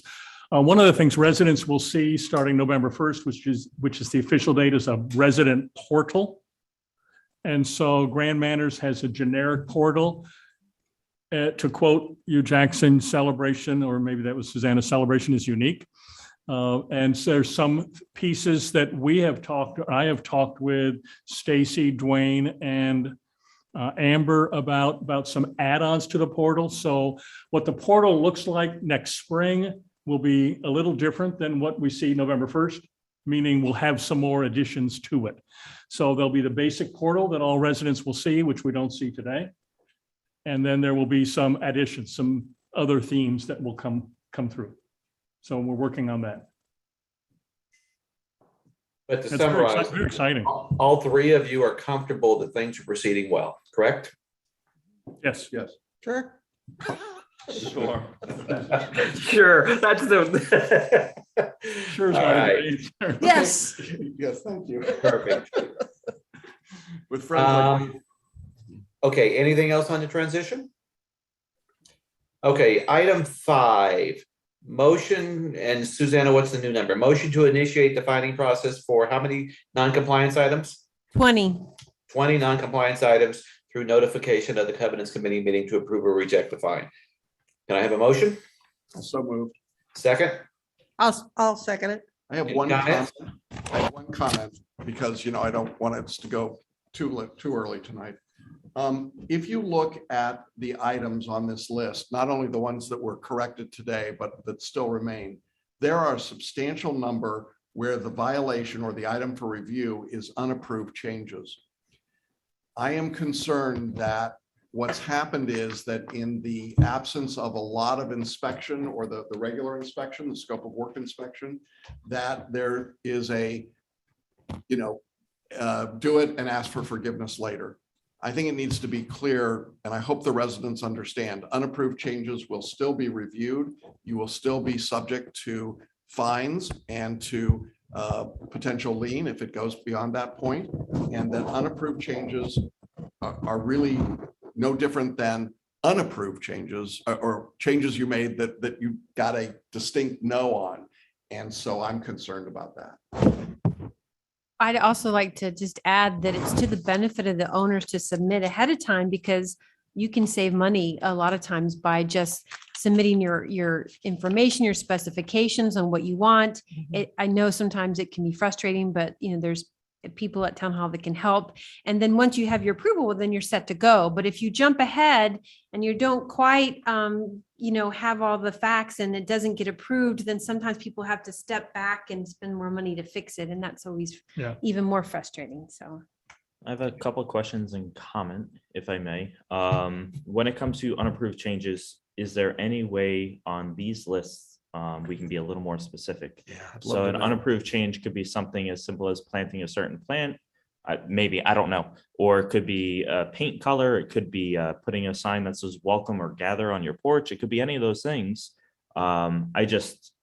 Yeah, everything's lumped together. We don't know Yeah. if it's a big violation or a small one. It would be nice to know what the actual So violation is. Well, the reason would be is that the covenants committee set 6 categories. And so there's specific categories. One's cleaning, one's painting, one's, Even if we knew the something else. category. No, I'm just going to say, is so unapproved change is its own category, whether it's a mailbox or the painting of your house. They can certainly add that information, but it's still categorized as the same covenants item. Can we, Just for Jackson, informational. or Jackson and Kevin, can we ask this question of Amber and others at Grand Manners? Because we will have a new approach come November 1st. The comment is a very valid one, I think, but maybe that's the place to address it. So that's one. I think I could say this, but I don't know if you can answer it because I see it in several areas. What parking? That's the first time I've seen a miscellaneous parking. Yeah. So Jessica's on the meeting, I believe. Could you answer that, Jessica? Yes, give me 1 second and I will have that answer for you. I see that property is listed as item 12, and so bear with me 1 second. And 17. There were several, but Okay. yeah, they were crossed off though. Yeah. So typically trailers, there is a camper on here as well. So it's items that are specifically prohibited by the charter. Okay, thank you. No And problem. then my last item is going to actually be why I will not be a yes today on these. I've been looking at some of the CROA facilities, and unfortunately, I have just some concerns on the upkeep and everything overall. I know we have some issues, but I don't know if there's one of these in this example based on the vagueness, but it's a common one, which is weeds and gutters. And this building specifically, on that corner and that corner, have trees growing no, in the yeah. gutters right now. And that is something that we have, as a board, attacked owners for. And I, for that reason, will not be in favor of tonight, for that reason, to vote for these. Maybe they Because we are planted them there. not, we are not golden right now. Maybe we planted them there. Thank Did you get approval? Kevin. I appreciate Is that bee comment. pollination? What's that? I said, thank you, Kevin. I appreciate that comment, and I'll partner with Tim to make sure we address that. Thank you. Thank you. All right. Any other comments before I call the vote?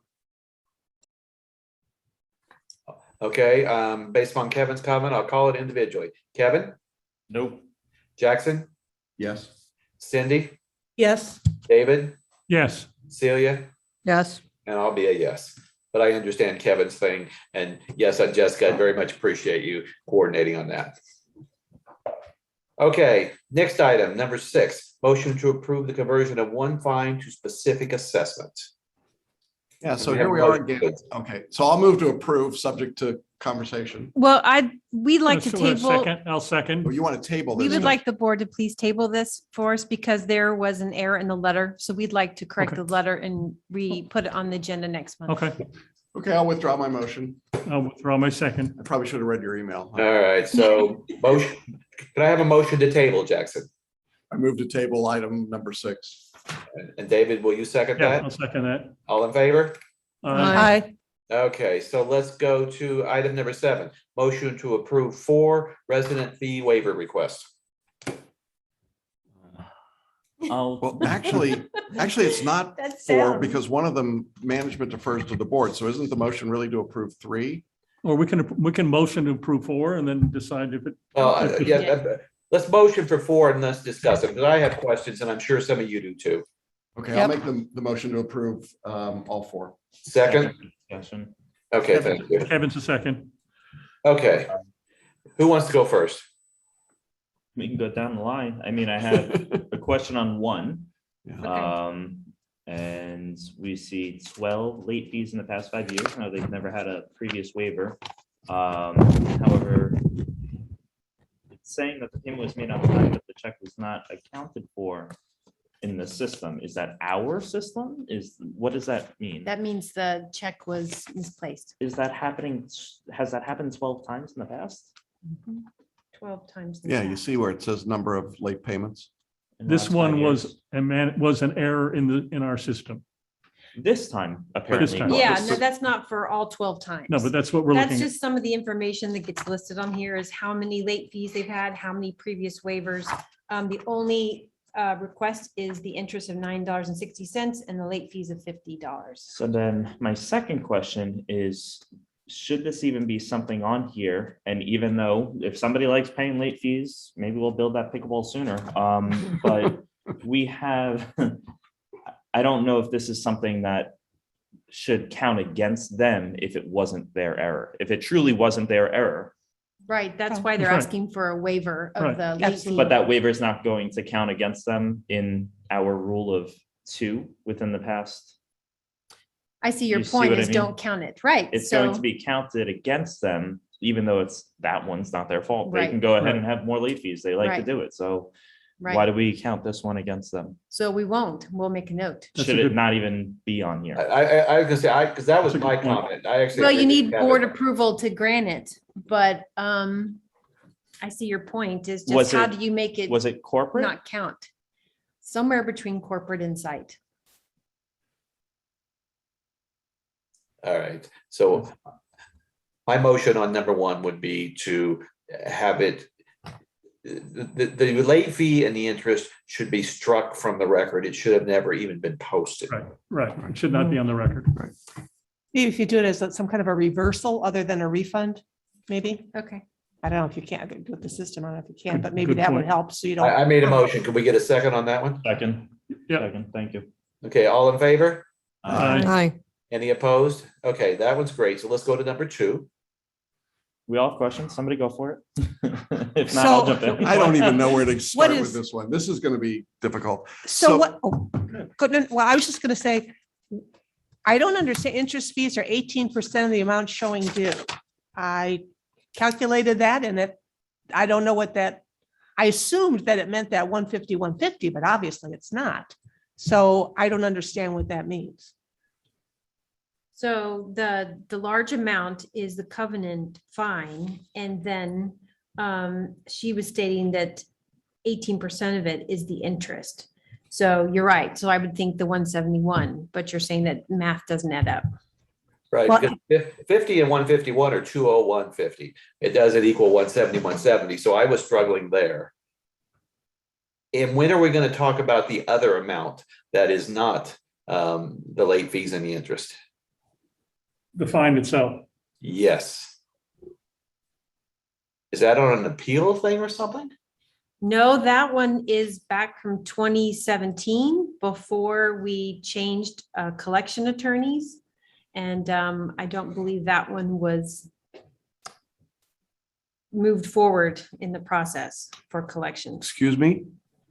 So it's just been sitting on the accounts and nobody has done anything to collect it or do anything with it? And Oh, which God. attorney is representing that one? Arius Bossinger? Currently, Arius Bossinger Currently. is our Which one is collections attorney. representing this one?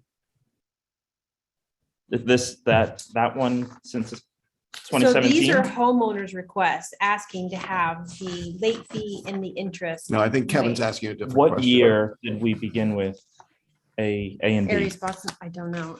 I can find out. 2018? On this one here, I would like to have information about the whole thing, because this goes back to when all of us, maybe except David, weren't even on the board, which I'm just shocked at how old this is. Yeah. Right, Can we table this okay. for more I was information? gonna say it, and if we could get a report on us so that we actually know what's going on, because I was surprised. Okay, I'll make the motion to table it until, or I'll number second. 2. Okay, all in favor? Aye. Any opposed? Okay, that one's fine. So let's go to number 3. I would suggest that this person become current before we waive these. If that's what we decide to do. Agreed. Yeah, I see what you're saying. I support that. okay. It's fine. So your motion? That was a motion. Yes. And I'll second it. All in favor? Aye. Aye. Any opposed? Okay, we're good. And number 4. Didn't we see this one before? Yeah, this is Yeah, not we on wanted us. more information, so And what's the additional information that's here? that the refund that is due to a return check fee. So apparently the bank had a mistake with the routing number. And so this owner is saying, you're This is looking at me between because them. you're a banker. This is between them, not us. Right, this is what the owner presents, that and then corporate does not refund return check fees. So I don't supposedly think this is bank our- error. I don't think this is our problem. Isn't this them between them and their bank? Yep. And I, well, coming from that industry, I'm here to tell you, I find that very unlikely. The owner is saying they were late because of these issues with the I- bank and the routing number, et cetera, and so they would like it waived. due Yeah, to they should those go to same their bank. problems. My vote would be I'm that we late for do- something right now, so. My vote would They be can deal that- with their bank. My motion would be that we do not approve this one. No. Okay. We have a second? Second. All in favor? Aye. Any opposed? Okay, so then we go to, Whew, you're gonna have fun with this one. You're gonna. what's the last thing we go to? We got One one legal. legal payment plan. Yes. This one is complex. So, but I don't even know if I can make a motion for this. That's Can we just okay. discuss it for a moment sure. before we I'm- get there? If I'm remembering correctly, this came to Jessica, wasn't this an appeals board matter a couple years ago? I was actually. Oh, it was you. It was me. I remember. It was you. It Yes. was you, Jacques. It was.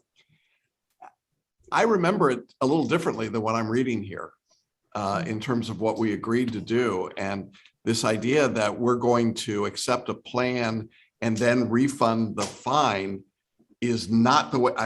I'd have to go back and look at the minutes, although we didn't take super detailed minutes, but I don't remember it that way. Do you? Well, remember I that? remember this day clearly in my head. Do you, granted, this is Oh, I'm not, sorry. this, Okay. what's written on there was not the motion of the board at the time. Yeah. What's happened since then is the owner was in arrears and has caught up except for this last remaining amount.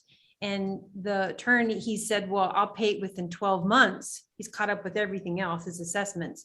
With 12 months, if I can get the money back after I address the non-compliance item.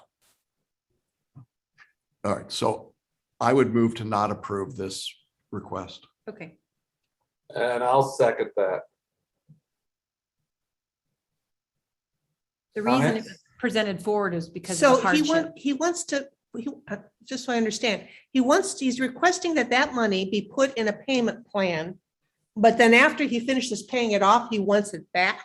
So the money that he owes is due to a non-compliance fine. This 57. As if it's a rebate. Yeah, Yeah. So, Right. but that's what he wants the payment plan for. right. For $5,000. Yeah, so He's he wants- actually caught up on the 751, the attorney said. He's caught up on all his assessments. But because it's in the attorney's hand, you don't see that. But what's left is $5,000 for a fine. Right, and that's what he wants to put on the payment plan. Right. But then he wants to have it back After he He wants it addresses- refunded. Because he's saying that the item is in hold because of an insurance claim on his roof. So once the insurance claim goes through and he gets a new roof, can he have the money back that he's paid? Isn't it practice that after 90 days it is converted to a specific assessment? Well, he's been in collections. So it hasn't come back to the But CROA the board fine for goes that. into collections as well, Yeah. This one did. but it As shouldn't have. opposed- As opposed See, to. as opposed to the other one. As opposed to the other one that's old. That we're also talking about. That So was old, that didn't. Yeah. I, This makes my head hurt. I mean, I think both were done administratively incorrect, which have allowed them both to be in a position. Well, I don't know that this was done as follow-up to what the board said, which was you're fined the 5,000. But what happened is he went into collections and now the owner is pleading to please give him leniency because of his hardship situation. So that's what that is. I would look forward to taking plenty of Advil next month and tabling this one as well to get some more information, because this is a recommendation from legal for a payment plan to be accepted. And I would like to get a better understanding, including the full file from that day forward. And to understand why legal would recommend it this way, unless legal's recommendation was incorrect from the beginning in combining it to one. Can I just clarify that for legal is collections. only recommending that we allow the owner to pay the 5,000 over 12 months? To do a payment plan. That's all Well, legal's saying. That's, I'm gonna say A and B, because I can't say Aris Bosinger. And they get a cut when we do it that way. So they are going to encourage that, because that's how they get paid. I'm going to stay with my original motion to not approve. And then if the owner wants to bring it back to us, we can get more. And I would just ask. Can they? Well, can they bring it back after this? After, I mean, no, there's no option. Okay, so Unless you're tabling it, but. Could we make the motion and request management to give us more detail to revisit if we feel it's necessary? Well, could I just ask what more detail you would want? Because I don't know what information to I would seek like a for full you history of this property, including going back to the appeal hearing. to the appeal. Okay. And you mentioned. And you kind got of to a hardship withdraw, too. Jackson, you got to withdraw your motion and I was your second. The initial motion to deny. Okay. And I'll withdraw my second. So now make a new motion, you or Kevin. I would make the motion to table this to next month's meeting, based on that being enough time for management to gather the details for the full story of what happened here, including whatever recommendations were given by whoever, to get us. I do believe the attorney said that, this was kind of their deadline, that the court had said this property's been in So they may do it collections for hold us. for a while. So they're gonna make the basically, decision for us. in other words, it goes to if the board doesn't make I'm a willing to decision on ca- the I'm willing payment to plan, roll then the it dice. goes to the Yeah. court. I'm willing to roll the dice Yeah. there. Okay. I mean, Okay. so Okay, so, I'll so second Kevin the made the I just wanna motion, make sure I Jackson, you're the provided second. that. Yep. Okay, I'll call the vote. All in favor? Aye. Aye. Aye. Any opposed? Okay, that carries. So now we go to board comments. Any board member have comments? I do. Okay, go ahead, Jackson. I want to talk about Jeter Bend again. I have an update from Jack McLaughlin at CCDD that there was money in the deputy detail fund for CCDD that had not yet been spent, and therefore they could reallocate some of those funds for details on the key nights leading up to Halloween and to Christmas.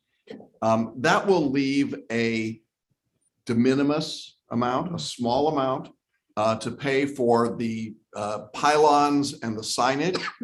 I think probably less than $2,000 to help the traffic flow through that area. So it's not on our agenda tonight. I'm going to ask management to agenda it for the next meeting so that we can do that. I have not forgotten Kevin's questions. I've raised those with Tom. I've asked them there. I don't have answers for you, but I think that ultimately we're talking about a very small amount here. And I know that the amount is different than the precedent. So I want to be clear that they're really two different discussions, but from a pure dollar standpoint, this is really a rounding error, as you call it, Brian. So just wanted to bring that to the board's attention. I'm going to give a suggestion, possibly, just in your Please. Conversations. While we're on the record, this could be one of those side conversations you have with the coordinator on that street, Calvin, who does very well. And I've said it before, I'm a Christmas person. I love it. I celebrate it many times a year. Perhaps this might be a contact of Mattamy that you may be able to introduce of something differently for a minimal amount that could possibly show some community cheer. That's interesting. Okay. Good suggestion, Kevin. And keep us out of it. Thank you, Father Christmas. Thank you. Okay. Other board members with comments? Those two ladies who spoke earlier that were new residents, I just wanted to give them a kudos for getting involved right away, and I hope they stay involved and continue coming to the meetings and continue voicing their opinions and maybe join a committee or two. That's what we need. Any other board member with comments? I have, or go ahead. One minor one, and that's, well, it's actually major, but the mail social media, for those who think we don't watch it, Yeah. the mail thefts that are happening throughout the community, not even in one specific area, I would say more to the community and the individual residents to write your CCDD, who used to go ahead and give additional security from a police force off duty sheriffs that we had in town. I would suggest and recommend you email that board and encourage them to bring that back and find the room in their budget to allow that additional presence in our community. And just to follow up, CDD's next meeting is 9/28/21, and the I believe the agenda is posted online. So that's next Tuesday. I believe that's correct. At 6:30. Can I say something? Sorry. Go ahead, Celia. Only because Kevin brought it up, because it completely slipped my mind, but with the mail theft and everything that's going on. And we know Spring Lake is really being hit hard. Is there any way we could get our covenants committee involved in maybe approving some kind of mailbox that they can, the resident can purchase and lock so that their mail stays in their mailboxes? The conversation is starting. I know Jessica's online and she's working on it. Okay, thank you. And we had assigned Kevin to coordinate that with Thank ARC. you. He's already taken care of it. The one item I had for the group is this weekend, I will work on a listing for the board of agenda topics. There seems to be a whole lot of things. We don't have a lot of meetings left, so we're going to kind of have to think about what we want to attack. And that'll be something that I think we can do via email, but it's a conversation we're going to have to think about is what are we going to prioritize with how many meetings we got left in this calendar year? There's not a lot of time left and we got the transition underway. Anything else for this group? No, see you in a few hours. I thank you all for a good meeting and giving me a chance to have so much fun at my first meeting as president. It was a lot. It was a boring meeting. First meeting. So can we have Thanks a to- motion to adjourn? And thanks to all of our residents for participating. Yes. Kevin moved, I'll second. Okay, you folks have a great evening and thank you to all the residents. It's been a pleasure having you involved. Thank you very much. Thank you. Thank you, Brian. Bye.